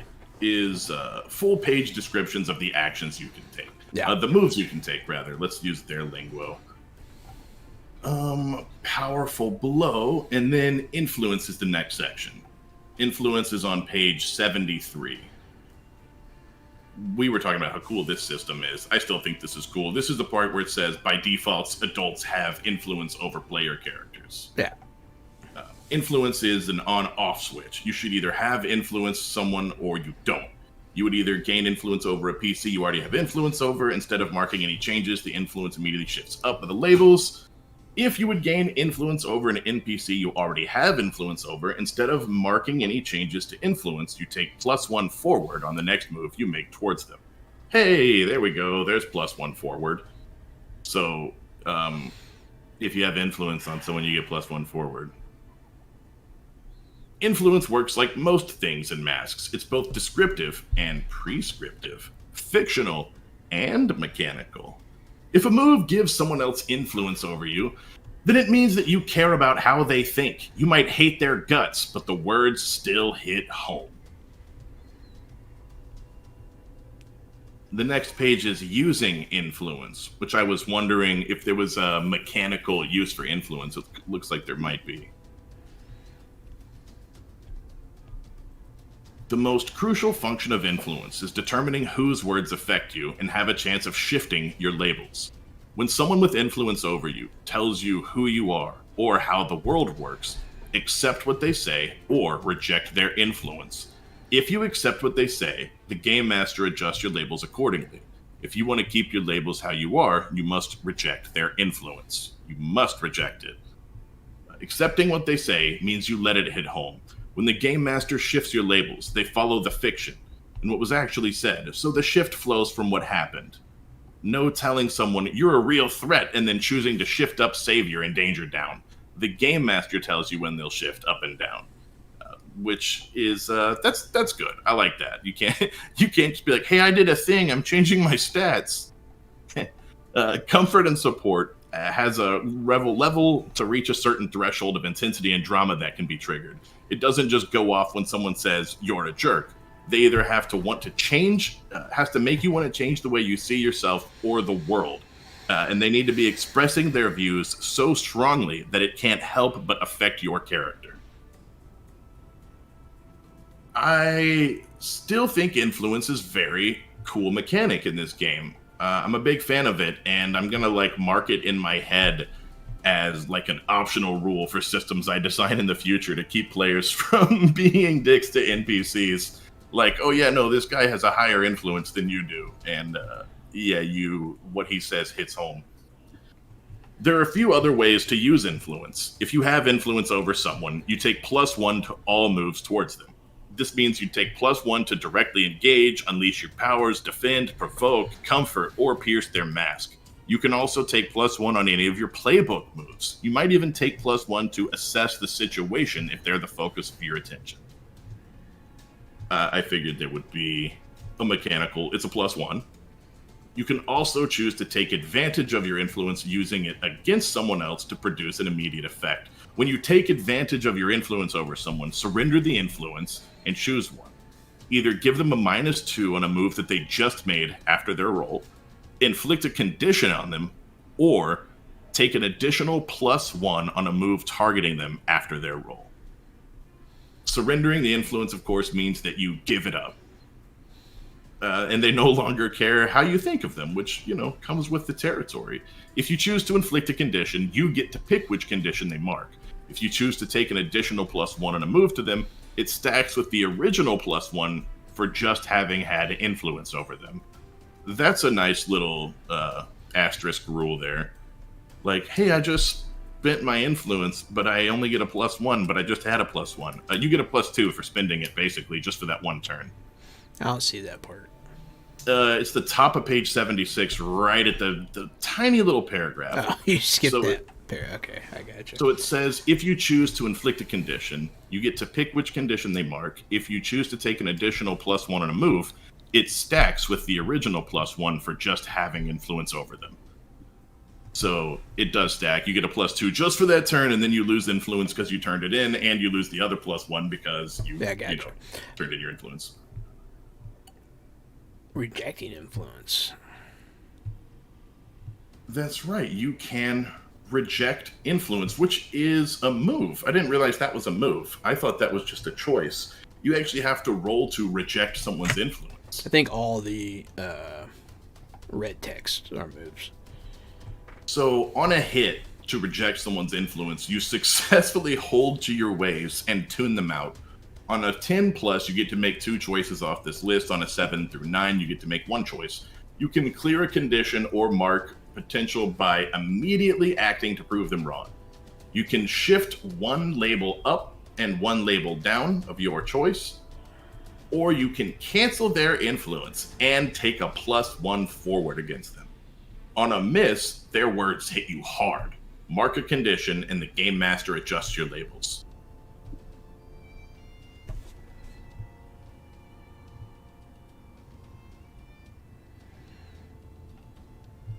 Rejecting influence requires a flat roll. Yes, yes.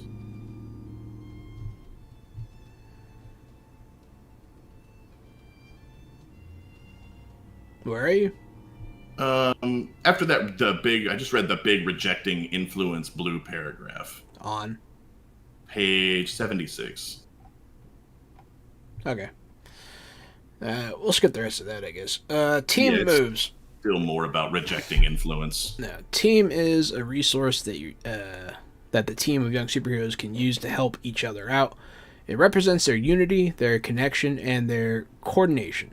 But it's pretty intangible. A squad of superheroes with a lot of team doesn't look different, but they're much more prepared. Oh, man, the way they explain stuff in this, I don't like it. It pisses me off. It's annoying. It's just, they're just so, like, blah, blah, blah. Like, just, I swear, man, I want to yell at this book to shut the fuck up. Earlier, I told you they were putting this stuff, they were just filling it with fluff because they're describing the same stuff over and over. Yeah. And they're not giving us the thing that they're telling us about. That's just really frustrating. Pushing it the fuck off. I think this entire game is your playbook anyways. And they're just trying to make a 256-page PDF to tell you that your playbook has everything you need. Yeah. It's so frustrating. I need a second. Oh, yeah, man, take your time. After that sentence just pissed me off. Like, a squad of superheroes with a lot of team doesn't look to it. Yeah, no fucking shit. I don't. Oh my god. All right. Using team. Anyone on a team can spend a team out of the pool to give a teammate +1 on a move after the roll. To do this, the team points are not called team points, Jahan. They're just called team. Yeah. So you spend a team out of the pool. It's not confusing at all. No. To do this, the spender has to be able to actually help. If you're in a completely different place from your teammate, then you can't spend team to help unless it makes sense in the fiction. Multiple teammates can spend team from the pool to help on the same roll. Even low rolls can be turned into hits. I do like this. When the whole group pitches in and there's enough team in the pool, but each team can only spend 1 team out of the pool for any single roll, and they still have to be able to actually help in the fiction. Okay. Let's continue. I would like to continue, but I have a question. Yeah. How do you get team? Adding team to the pool. When you enter it's page 80 is a big blue. Adding team to the pool. When you enter battle against a dangerous foe as a team, add 2 team to the pool. If the leader has influence over every teammate, add another team. If everyone has the same purpose in the fight, add another team. If any team member mistrusts the leader of the team, remove a team. If your team is ill-prepared or off balance, remove a team. The leader of the team can mark a condition to avoid removing a team from the pool. I like that. I like all of I like that. I like that too. It's like it's team action points, and they have role play significance. I like it. Add 2 to the team pool. I wonder if the team pool just stays. Yeah, I think. Well, I don't know. Well, let's continue on. I might say. The team pool can reset when you shift the fiction forward some significant period of time. Where's that? Can, it says. Oh, I only had to scroll down 3 pages to find it. It's right at the top of page 82. It's just one little tiny sentence after all of their example text. It says whenever time passes, the GM empties the team pool and restores it to one team. Right above that, too, it says the team pool can reset when you shift the fiction forward by a significant period of time. So just when, pretty much when an encounter ends. Game Master. Yeah. It's up to the Game Master, and they give you 1. No. On our channel, we do boons and dooms, so I'm guessing that team will go into the boons section. It might be team. It might be hold. There are playbook team moves. This section just tells us that they're there, and it explains again that there's a triumph version and a weakness version. Let's go to already conditions. read those. I was going to say, yeah, we already read those earlier. So if you're here for those, rewind. Conditions. Conditions are negative emotional states that beset your characters in the story. Conditions impact and interfere with your ability to take action. Each condition gives you an ongoing -2 to certain moves. And remember that the lowest modifier you can roll is a -3, so a -2 sucks pretty big and fat and hard. When a move tells you to mark a condition, unless it says otherwise, mark any condition you choose. Sometimes the Game Master tells you a specific condition to mark, especially after a hard move. The conditions and their associated penalties are: if you're angry, take a -2 to comfort or support someone or pierce the mask. If you're afraid, take a -2 to directly engage. If you're guilty, take a -2 to provoke someone or assess the situation. If you're hopeless, take a -2 to unleash your powers. If you're insecure, take a -2 to defend someone or reject others' influence. Those are all detailed next to the condition tracks on the playbook, so that's good. Oh, so you do just need the playbook. It seems like you could almost play the whole game just with the playbooks. You don't need much I else. think that's a good thing. I do too. So now I might not be... earlier I told you I didn't know how I felt about the playbooks, and I had to make up my mind. I like the playbooks. I think that's a good thing, that you only need the playbook to remind you of some of the most chunky rules. Yeah, it looks like the playbook holds all the rules the players need to know. I like that. And so you're not like, what does angry mean? I don't know. I like it. In this next section, clearing conditions, it shows you how to get rid of those conditions I just read. To get rid of angry, you have to hurt someone or break something important. To get rid of afraid, you have to run from something difficult. To clear guilty, you have to make a sacrifice to absolve your guilt. To clear hopeless, you have to fling yourself into easy relief. And to clear insecure, you have to take foolhardy action without telling your team. Interesting. Also, some basic moves help you clear conditions like comfort and support and defend in particular. But the most straightforward way is what you just talked about. Yes, that's I guess that's the way to take care of it yourself in in a direct way. I do want to know more about, let's see, which one was a good one? Afraid, you just have to run away like a bitch. That's funny. Clearing hopeless requires you to seek the easiest and quickest way to relieve your feelings. Most likely that means making stupid decisions in pursuit of stupid fun. It could be anything from finding some cheap booze and getting drunk to making out with the wrong person. Okay. Interesting. Label shifting and conditions. What's the matter, Gary? Don't want to make out with prostitutes? No, and this is like the third time this game has been like, just kiss the girl. I'm just like, man, I don't want to kiss the girl. I want to be a superhero. I don't have to. Every superhero doesn't have to kiss the girl. Yeah, but you ever watch Young Justice? Everybody fucking. That's true. What do we have And next? God knows I wish that Byakugo and fucking Midoriya would just kiss already. Jeez, I figured you would be on that side of the fence. Maybe that he'd get rid of some of that rage. You know, I always thought that Bakugo was more of a Todoroki man myself. That'd be funny. Shifting a label means that it's your view of yourself is changing. You see yourself more as the label you shift up and less as the label that you shift down. If you ever need to shift a label and can't because the label's already at +3 and would shift up, or it's at -2 and can't shift down any further, you must mark a condition of the game master's choice. The entire label shift doesn't occur. You shift no label either than one up or down. Potential. Every time you miss on any move, you mark potential. Your character is growing fully into their self and what they can do. Once you've marked 5 potential, you can take one of your advances, checking the option off that list.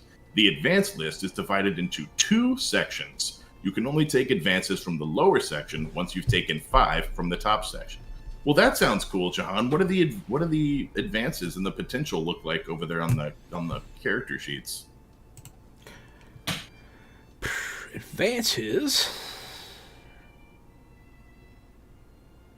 Oh, okay. Advancement. Let's see. When you fill your potential track, you advance. Choose from the list. This is specifically the list for the Doomed. I don't know if they're all different, but they might be. I had it and I lost it. There it is. So the top, it said a top and a bottom, right? Yeah, so the top ones, you have to take 5 of the top ones before you can get into the bottom section. Okay. So the top section is take a move from another playbook. Okay. That's on there 3 times. Wow. So that's what the curse does. You can do it 3 times. That's kind of their shtick, I guess. Maybe. And then someone permanently loses influence over you. Get +1 to a label. So you are no longer vying for. You get out of that toxic relationship. Yeah, that's right. That's good. Rearrange your labels as you choose and add +1 to a label. Interesting. Rearrange them and then +1. I think that means that you turn all of your label points into a liquid pool that you can then reassign. No, surely not, right? Surely you just change the ones you already have. You could just rearrange them. Everyone has the same labels. Oh. Yeah, the labels are the what are they called? They're on the sheet. But your numbers, right? You could rearrange your numbers, I would think, and then add +1 to 1. Oh, you think that they have to say the same number, and then yes, okay, I think so. That might be true. That might be true. It's certainly easier. That is actually better, I think. Yeah. So unlock your moment of truth is another one. Clear. That's right. You have to unlock your. You have to unlock your moment of truth. Clear a doom sign. You lose access to that move for now, which is a specific thing for the doomed. And then get burn and 3 flares from the Nova's playbook specifically. So there is a specific thing you can get from the Nova's playbook as the doom. So yes, these are all different. And then that was all the top. The bottom is unlock your moment of truth after you've used it once, so you can get it again. Confront your doom on your terms. If you survive, change playbooks. Which, that's cool. Take an adult move. Interesting. That's on there twice. Lock a label and add +1 to a label of your choice. And then the last one is become a paragon of the city for however long you have left. That's cool. They are very different. I'm looking at the other ones. So, real quick, just because you were saying that it sounds like the Doomed takes more from other playlists or whatever. It certainly does. It kind of seems like they're meat and potatoes.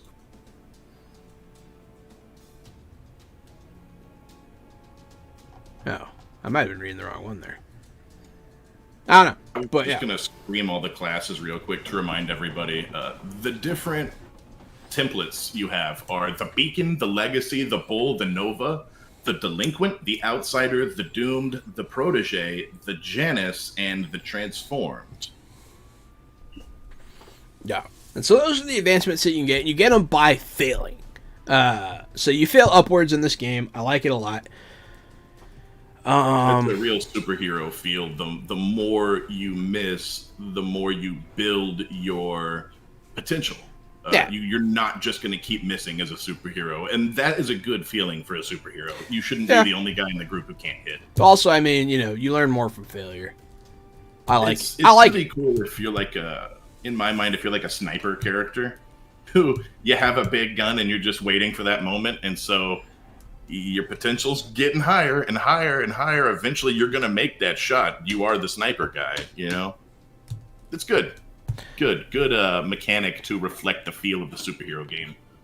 After potential, there is session moves, which I'm interested in. There are 2 session moves that happen for every session you play. One happens when you start playing, and the other when you finish. So at the start of every session, the GM adds 1 team to the pool. At the end of every session, choose 1. Grow closer to the team. Explain who made you feel welcome. Give influence to that character, and clear a condition or mark potential. After that, grow into your image of yourself, explain how you see yourself and why, shift 1 label up and another down, and then grow away from the team. Explain why you feel detached, take influence over you away from a character. That's cool too. I used to respect you as a leader, but this session you did this, and so now I don't. Okay, so at the start of every session, you add 1 to the pool. That's one of the session moves. At the end, you choose 1 of the 3. Okay, I get it. Now it is many pages of in-book character descriptions. Real quick, there is a small section that I think would interest you specifically that mentions custom moves. I do like small sections and custom moves. It's on 87. In addition to the move list here, and the moves specifically attached to each playbook, you might also use custom moves in your session. Each custom move is crafted by your game master to handle a unique situation. Like all moves, custom moves have triggers, and they're only triggered by actions in the fiction. See custom moves, page 229. Wow, that's towards the end of the book. It is. Hey, look, a little comic book. Pretty cool looking too. And the next many pages, Jahan, are the character archetypes detailed. And I say detailed, these might just be the player cards with a little bit extra in the beginning. Just kind of giving you an introduction to the character and kind of the feel of that particular archetype. It finally explained the Janus for me, so that's good. The Transformed, right? It says playing the Transformed is a troubled, titanic, grotesque, lamentable. The Transformed used to be human without any powers or superhuman elements until something happened. They might be a cyborg or a strange monster, or made out of electricity, just so long as they're strange and inhuman with no way of hiding it. The Transformed story is about what you do with your new life and your new form, and how you react to the way other people treat you now. Make the details about your abilities strange and surprising. If you have impenetrable armor, it could be armored plating, like a lizard. Or it could be a layer of water over your entire body that slows down any impact coming your way. If you have superhuman senses, it could be that you can see and hear really well. Or it could be that you have strange antennae that can actually detect the thoughts of sentient minds. What page are you on? Be grotesque and play with it. I'm on page 148. I was just reading the description of the Transformed, which is one of the class archetypes. So I just kind of wanted to give a flavor of what it was when you read what's on these pages, and then they go, like I said, back into the, what your moves are, what your extras are, and sort of into your playbook. Inspirations for the Transformed are Cyborg from Teen Titans, Metal from Avengers Academy, Beast from X-Men, the Hulk from The Incredible Hulk, or Rockslide from Wolverine and the X-Men. I think it's weird that they didn't mention the Thing from the Fantastic Four. Let's see. So where does it? Let's. I won't look at the Transformed specific moves. Okay. Well, let's scroll down just a little bit, and we'll look at his playbook. Or somebody's. Is the playbook here? Are we getting to it? It should be. The playbook should be... I can just look at the playbook. Yeah, it should be right above that. It is right above that. Right above what? Right above what we just read. You said that you wanted to look at their moves, right? Yeah, I was curious. Like, what? So there... Oh, I see it. Okay. You pick 3. One is, I am not my body. And when you take a powerful physical blow, you may roll as if you had 2 fewer conditions marked. If you do, on a 10 plus, you must choose to lose control of yourself in a terrible way. Oh, geez, that's pretty dope. Another one, not human enough. When you directly engage a threat in a terrifying fashion, mark a condition and choose an additional option, even on a miss. Okay, so to mark a condition to choose an additional option. So you have to look at the options that are there for directly engaged threat. Okay, I get it. I see the way this is working. Yeah. Coming for you. When you mark a condition, take +1 forward against the person you most blame for causing that condition. Okay. Be the monster. When you frighten, intimidate, or cow others with your monstrous form, roll +freak. On a hit, they are thrown off and make themselves vulnerable to you, or they flee. On a 10 or higher, choose 1. On a 7 through a 9, choose 2. So this one you actually maybe want to roll... Oh yeah, you still want to roll high because these are bad. So on a 10 plus, you choose 1. You frighten others you had not intended to scare. You hurt someone or break something that you shouldn't have. Or you feel like more of a monster afterwards and mark a condition of the game master's choice. And then a 7 through 9, you of course would have to choose 2 of those, which would be terrifying and detrimental. Interesting. Chapter 6 is called The Future, and this is about character advancement, I believe. Oh, hey. Hey. Abilities. Abilities. Yeah, the transform. Let's see. So you pair, obviously, including the monsters, your powers are tied to your parents. Choose 2. And then also talk about how they make you grotesque. Interesting. So impenetrable armor, inhuman might, plant affinity, superhuman senses, technopathy. Interesting. Transmuting flesh. So those are... Okay. I really want to see more abilities. Abilities. That's okay. Where are we? We just read the transformed, so we can go down to the next chapter, which is The Future. It's called The Future, and it's about character advancement. But I'm not sure if we need to really go over this with a fine-tooth comb or just glance at what character advancement is. Yeah, it looks like it's just what we talked about earlier, marking potential and then advancing. So yeah, you have to mark potential 5 times to take an advance, and most advances are pretty straightforward, like what you were reading earlier. Take a move from another playbook, or take a move from your playbook, lose influence, +1s, things like that. Rearrange your labels, of course, I think was one of them for the Doomed. Here is, on page 156, talks about adult moves.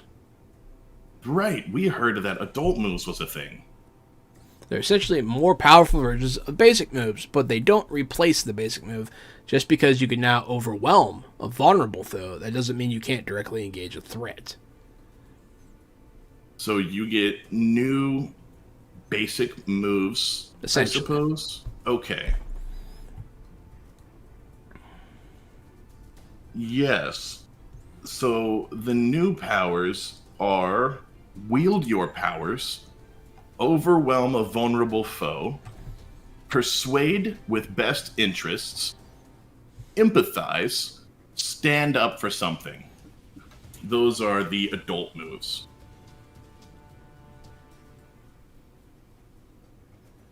And then there's a breakdown for each one of them. If you roll a 10 plus, you choose 2. 7 to 9, you choose 1, and what you're doing. So, for example, stand up for something. When you stand up for something, roll plus savior. On a 10 plus, you'll choose 2 of these things. 7 to 9, you'll choose 1. Listeners can't keep doing what they're doing. Listeners can't flee without addressing you, or listeners can't attack you without losing status or position. I can see how that's an adult move. It's not something you want players abusing early on. Interesting. That goes after that, Jahan. Those adult moves lead straight into the game master section. I actually do think I get the game now. Yeah, I think it might have been easier than you might have thought it was at the time. Yeah. Because this is, above all, a narrative system. Yeah, it is. It's just, man, they phrase stuff so weird. They keep saying nonsense over and over again. It's annoying. Hey, look at that. Basic moves for the GM. GM has different basic moves. Inflict a condition, take influence over someone, bring them together, capture someone, put innocents in danger, show the cost of collateral damage, reveal the future subtly or directly, announce between panel threats, make them pay a price for victory, turn their move back on them, tell them the possible consequences, and ask. Tell them who they are or who they should be. Bring an NPC to rash decisions and hard conclusions. Activate the downsides of their abilities and relationships. Make a playbook move. Interesting. Make a villain move. After every move, what do you do? So there's a whole so the GM actually does have a different set of rules, which is interesting. I actually like that. I like it when it's not the same. Yeah, I was gonna say I think I like that, but I'm not usually on the game master side, so that's a you question. I like it. I do like it. Because I should be able to do different shit. It makes it because your bad guy's about to lose, right? And you're like, ah, shit. Well, I'm gonna make you guys win at a cost. Like that's instead of me being a dick, there's a move here. I don't know. Yep. Because, really, the Game Master rules are mostly just to make me not feel like a dick when I do whatever I want anyways. That's exactly right. Like, systems that give you points to spend, it's like, oh, thank God I can be a dick because they gave me these points to spend.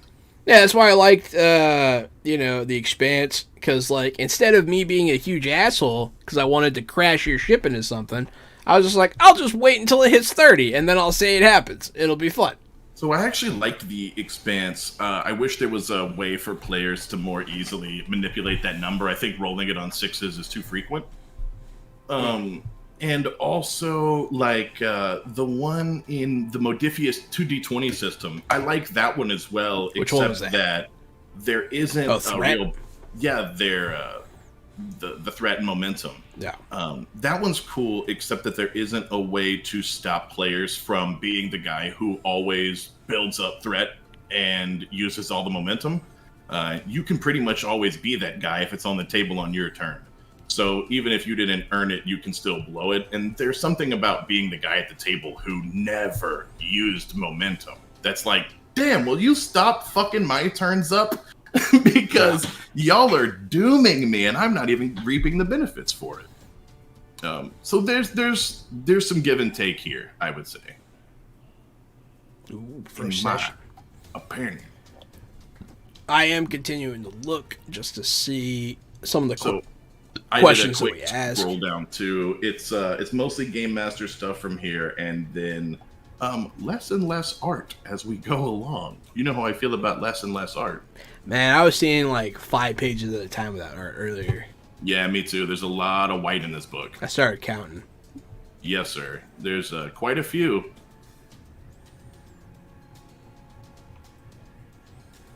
Quite a few. One thing that is good, though, is that the art that is there seems to be related to the things on the screen. On the page. So bonus and it's good art. Relevant. Yeah, good relevant art. It's just I wish there was more. I guess that's a good problem to have. Okay, so there is no inborn adventure. How do you feel? Are you ready? I actually just started writing down my grading rubric. Let the people know what we're gonna do real quick, John. So we're gonna give it a 10, an out of 10 score. It's going to be based on 5 categories, each graded out of 10 and then averaged. So system, which is overall the system. In this case, it is powered by the apocalypse. So we're grading powered by the apocalypse in this situation, which is interesting. So we're sort of grading powered by the apocalypse. We're also grading but what also, they have done. Yeah, what they've done with it. Because it is powered by the apocalypse. Every game, if you've played powered by the apocalypse, you still don't know how to play this game. You have to read, like, this game has different rules. What you do know, though, is all of the basic moves. Because the basic moves are the same in every game. Mostly. Oh, no, they're word for word the same. Are they? Yeah, directly engage a threat. All of that stuff is. I've only seen City of Mist. Unleash all your power. That's one of them. Confront somebody. All of those. Those are the basic PBTA moves. That's funny. I have City of Mist right here. Let me take a look.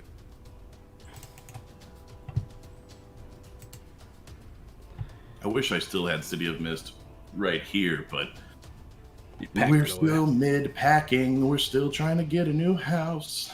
So this would be under basic moves, you said? Yes. Yeah, it should be. I'm just interested now. I didn't know that. Core moves, yep. Let's see.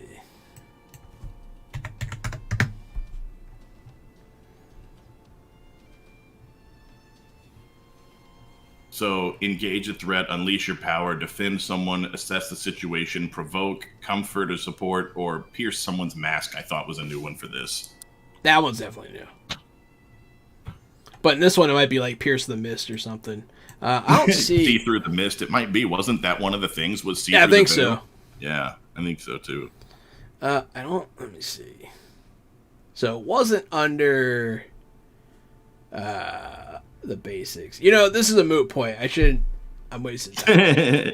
So anyways, I was just curious. I'll look later on my own. But yeah. Those are more or less, those are the PBTA basic movements, plus or minus one, right? Yeah. So this is how it works. The other, the next one is complexity. I always put these in a different order because I'm a dipshit. Yeah. But complexity, it is how difficult it is to learn, teach, get through the book potentially. Of course, a higher number here is better. Higher number is better. The higher the number of complexity, which means the easier it is to learn and the less unnecessary bullshit there is. Blah, blah, blah. That kind of stuff. How easy it is to teach, learn, and play. Then there's visual, and that is art and book layout. It's both of those things. It is how well the book is laid out, and it is the quality of the art, the frequency of the art, and just how much we like the art. And does the art inspire creativity? Because that's important to really get a feel for. A lot of systems do a good job inspiring you with just their artwork. And then setting is both the theme, so in this case superheroes, and also whatever setting they have in the book. In this case, they have the city that they describe and talk about. And then the theme is going to be how well they translate superheroes, how well superheroes come through, and how well the system shows superpowers and that kind of thing. Obviously, setting will be different for other stuff. And then options. What can you make? Can you make anything? Can you make some stuff? Are you limited? So we actually haven't done our usual "Can you make it?" test. We haven't. Can you make it? Can you make a vampire? I don't know. That should be easy enough, right? I think so, actually. Where is the list of the paragons? There was a small little list. Choosing a playbook? Nope. I figured Colin Robinson would be the Janice because they're very mundane. So let's look at that and see if I can turn that into a vampire. Oh, I don't know if that's necessarily true because energy absorption is one of their abilities. Are you serious? I'm not even kidding you. That's hilarious. All right. Impossible mobility, supernatural senses. What page are you on? So I actually opened the character playbooks because I figured it'd be easier to see the options this way. I'm trying to look at the character. Yeah, that's a good point. I'll And, even port them over to the view window so people can see what I'm looking at. Yeah, this puts a lot of our options in one spot, so it's a bit easier for me to judge it fairly here. Just so you know, this is what we've been looking at when we're talking about the playbooks. Each person has about a 2-page playbook.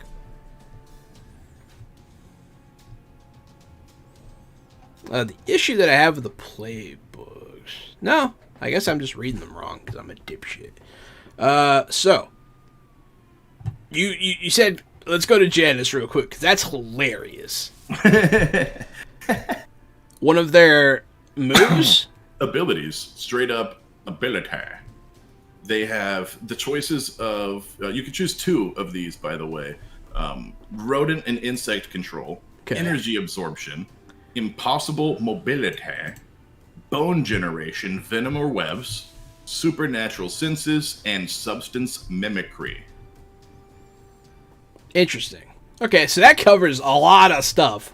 That covers heroes, like that weird amalgamation guy from DC that's like 4 different colors that can turn into stuff. I forget his name. He's obscure. He can like turn his body into whatever. It covers characters like Marrow and Spike. Let's see. Poison characters. They have Venom. Webs. You make Spider-Man with Janice.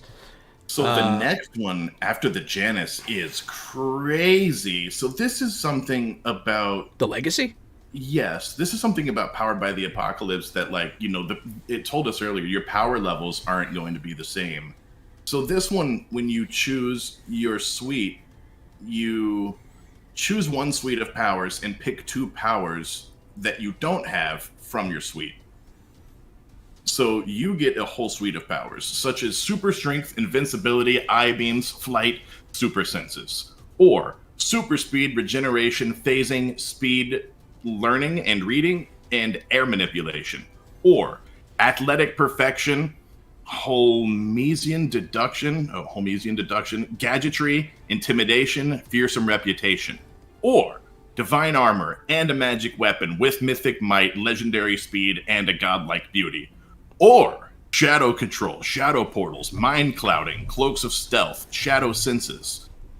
So we have Superman. You pick a suite, you get to add 2 powers. Yeah, from any of the other ones. Mm-hmm. So we have Superman in order. I'm gonna go in order. Superman, The Flash, Batman. Is that Wonder Woman or Thor? Maybe it's both. Wonder Woman, Thor, and then kind of Raven. That's all boom right there. So that's I think you can make most anything, honestly. Yeah, that's only 2 classes we've read, and I'm pretty. And we have like almost all of them covered already. I'm pretty confident with my options here. One of the questions we always ask, Duplicate Man. That's right, Duplicate Man. I want to be Duplicate Man. So the Outsider, it says, has radical shapeshifting and density control. Which is a lot of stuff. Yes, I wonder if this could be used for that. So the protege makes it really interesting. You are someone's protege. Your powers largely mimic theirs, but each of you is in some way unique. Pick one ability you both share, one ability for each of you that is uniquely yours. Interesting. That one doesn't give options. No. Which means, can you just pick them from wherever? So, the protege, shared ability, your own ability, your mentor's ability. Yeah, I guess you have your mentor's ability and your mentor's built into your character. Because you're playing, in this one, you're not really playing a superhero with a power, right? You're playing a person in a situation. So you could have a power. Yeah, well, I just mean in this game, in Masks, your powers actually don't matter.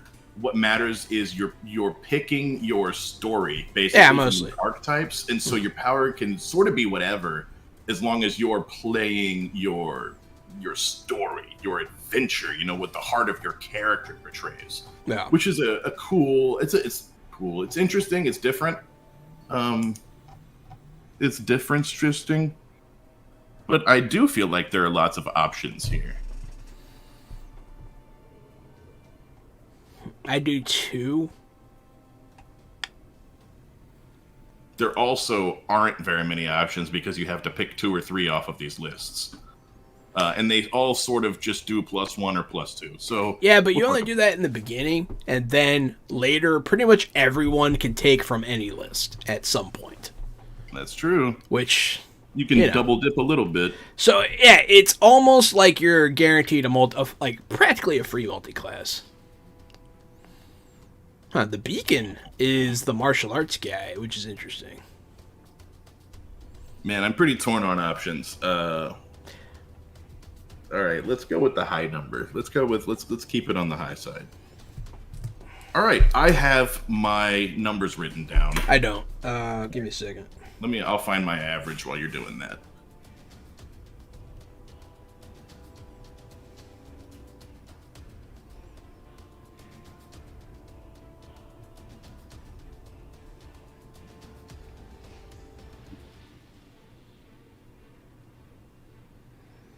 Oof.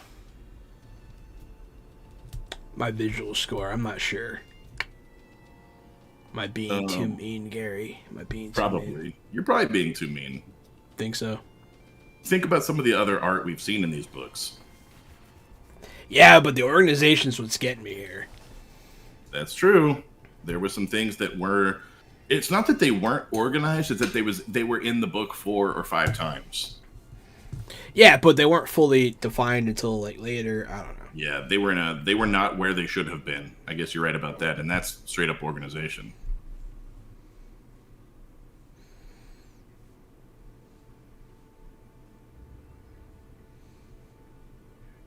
All right. I have found my thing. Tiny super. Yes, right there. Okay. And then, man, we've reviewed a lot of systems so far. We have. So we gave Cypher System about a 7. We gave Supers about a 7.4, and the same thing with Mutants and Masterminds. Tiny Supers came in at a flat 8 for us, 8.0, and currently Icons is sitting in charge with an 8.4 on our list. I say sitting in charge. It's just sitting in the top of our... When we review these things, this is our first look at this. So sorry if we missed something. Sorry if we're too dumb to understand the depth and complexity of your game, but this is our first look review, and we're going to play a superhero game next year. For now, it looks like Icons is winning, unless Jahan feels a different way about masks than I do. No, I don't think I do. Yeah, go ahead. All right. I have System first. Okay. I gave System a 6. Damn. I didn't feel like they expanded on a lot of what PBTA already did. I thought the only thing they really did to expand on it to make it feel really cool was... I guess the influence was sort of the only thing I saw that I was like, that's new. That kind of sticks out. That's kind of a new thing. Yeah. But other than that, this system I didn't feel was anything exemplary. So I do like the system. It is powered by the apocalypse in every way. They do add some interesting stuff, like the... What were you saying? The influence. They add the influence. They add just the way you take damage. It's very similar to their Avatar system. The Avatar system is like a more polished version of this. I gave it an 8. I like the system itself. Yeah. How's about art and visuals? You probably went lower than I did on arts and visuals. I gave it a 7 because I did like the style. I just thought there wasn't enough. I love the art. I love the style. Their layout was kind of not what I wanted, and I did like that the art. Like I think I mentioned earlier, the art kind of replicates what you read on the page. You read about friendship, and then you see 2 characters doing a fist pound. That's the kind of stuff you want to see. Yeah, no, yeah, that stuff harks back to old school books. My earliest one I can remember is third edition Dungeons and Dragons. The artwork next to Yu's device is someone like with smoke in their face, and, like blue, like yeah, Yeah, that's exactly what you want. Those are the exactly kinds what of you art, want. Those are the stories you want your art to tell. Look, I love the art, but honestly, there's a lot of blank pages with no art. People need. I don't know. That takes off points, and then the layout. I don't like the layout. I gave it a 6. That's okay. I gave it a 7. So we were closer on art visual than we were on system. For options, yeah. What's your options? my options, I dropped a big 9. Okay. So I felt like you can play pretty much anything. I feel more limited in this setting, in this system, than in a lot of other superhero games. I give it an 8 because you still have a lot of freedom. You can still make pretty much anything. And I understand the point of PBTA is to like stretch these definitions. That's exactly right. For anybody sitting at home, that is the point of PBTA. Is if it's close enough, then it's close enough. You're not trying to tell your character they can't do it because they almost can. You give it to them in PBTA. Yeah, I just have weird feeling of being limited in a lot of the ways. So I knocked a couple points off. I gave and some of it the a powers 9. aren't as directly like representative as I would like.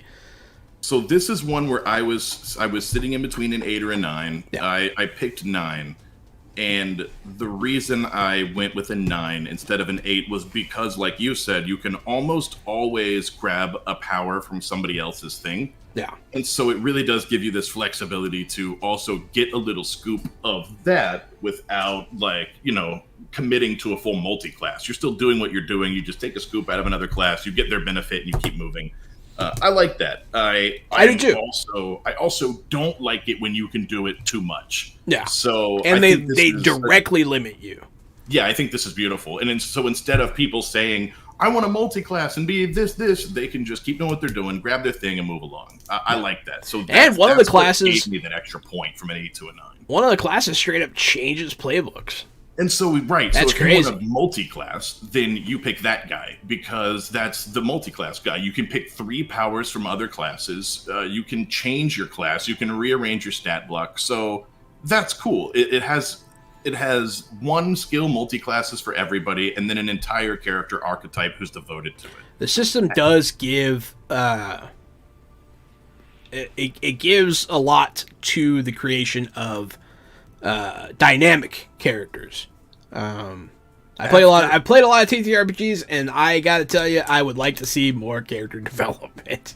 So one of the things that's cool about this, but it's normal. I guess I should have talked about it in system. It's normal for PBTA to have these character playbooks that have the questionnaires. I think that those are great, but that's not something that Masks invented. But I do think that those questionnaires that establish different things in the background for your character are really cool. I just do those on my own as a player. Yeah.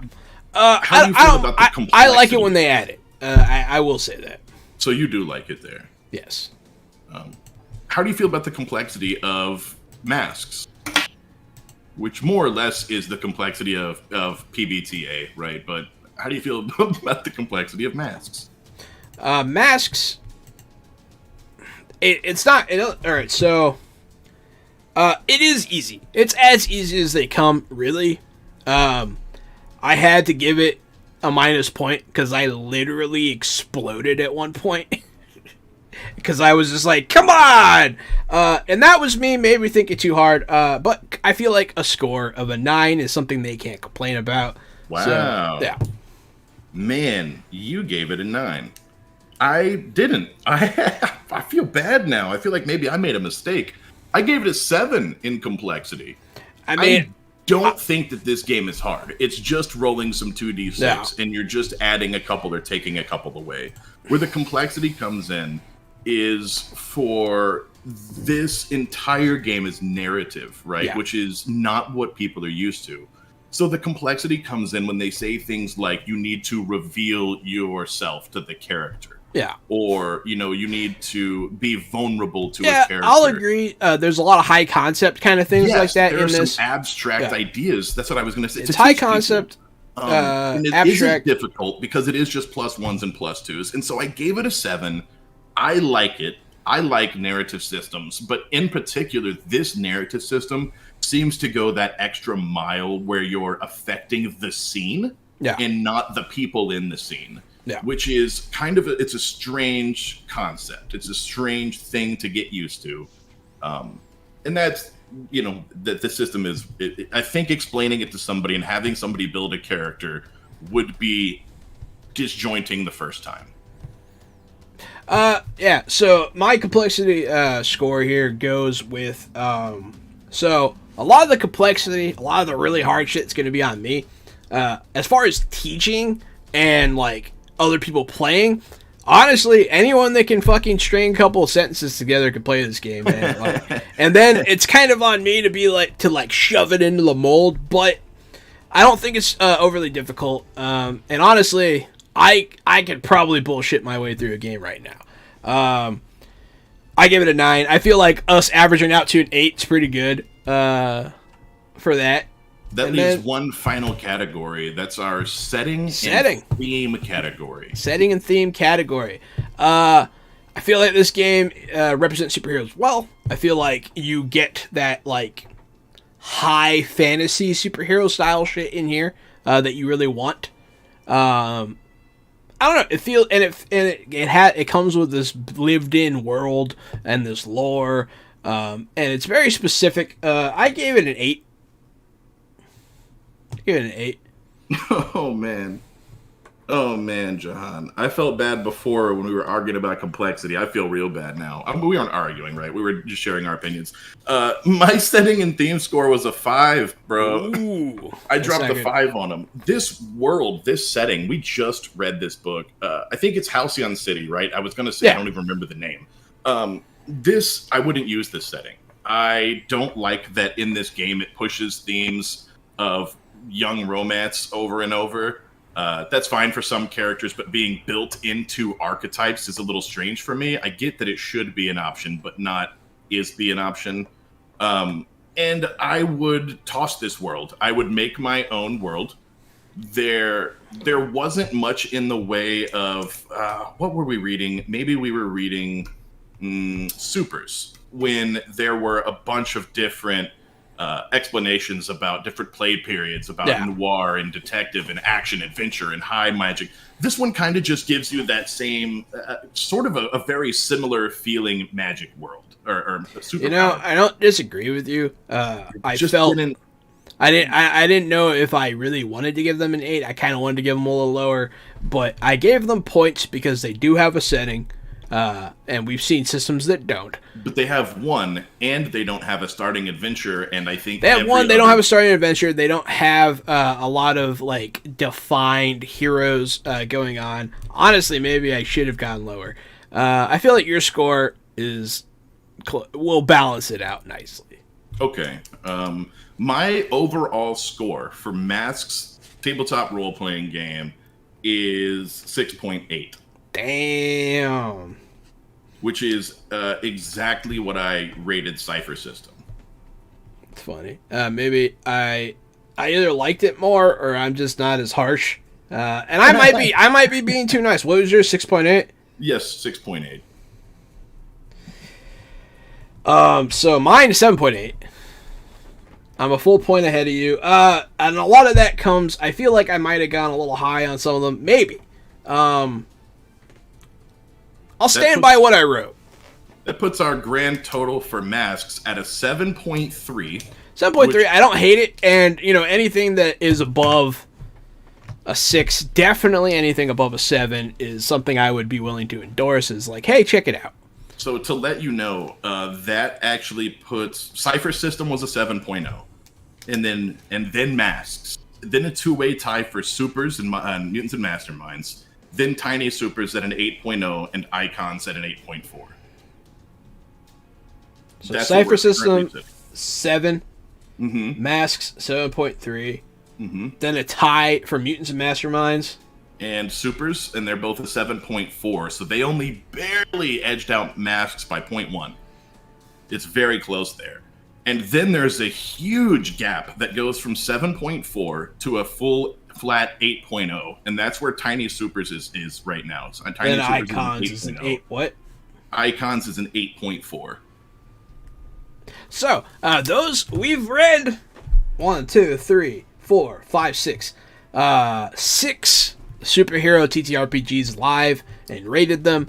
That is our rankings right now. Right now, number 1, Icons. Number 2, Tiny Supers. Tie for M&M and Supers. And then Masks, 0.1 away from those two amazing systems. So, it's not like we hated any of these. I wasn't the biggest fan of Cypher System, but hey, maybe I just don't get it. I don't know. I've actually opened Icons multiple times on my phone since we read it, and gone and looked at the skills and the descriptions and the different qualities and flaws and things that you can do with your characters in that game. I'm still a big fan of Icons, even off the clock. You know what I mean? Icons was just a shock. It was shocking how good it was. There's a lot of tabletop role-playing. You know, there's a lot of us that read these games, that play these games. But this is one that, even though we read it, I'm still going back to it on my own and looking at the mechanics and qualities. There is something about Icons that I really like. The one that blew me away, because I wasn't expecting it to be quite so good, Tiny Supers. I thought it was going to be a very simple, just like OSR kind of thing. And I'm not the biggest fan of those things either. And I thought it wasn't going to have a lot of depth. It was a great system, and we were both surprised, and we gave it a very high score as well. We learned a lot during this series. Had a lot of fun. But yeah, I have been... soon we're going to play one of these games. Stay tuned, follow to find out which one. Check out our Twitch if you're watching on YouTube. But yeah, so I'm Johananon, the usual game master extraordinaire and board game guru. I'm at RockFact on Twitter and at Johananon1 on TikTok. I'm at Casualty CDG, and you can find me at Casualty CDG. We're on every Wednesday, Thursday, and Friday. That's 3 nights a week from 8 p.m. until 11 p.m. Central Standard Time on twitch.tv/Johananon. Also follow our YouTube, follow our Facebook, and we have a podcast that comes out every single Sunday. Do we? That's called... Yeah, we do. It's a brand new thing that we've been doing for 30 episodes almost. Man, it's weird. My uncle was listening. That's funny. That's really cool.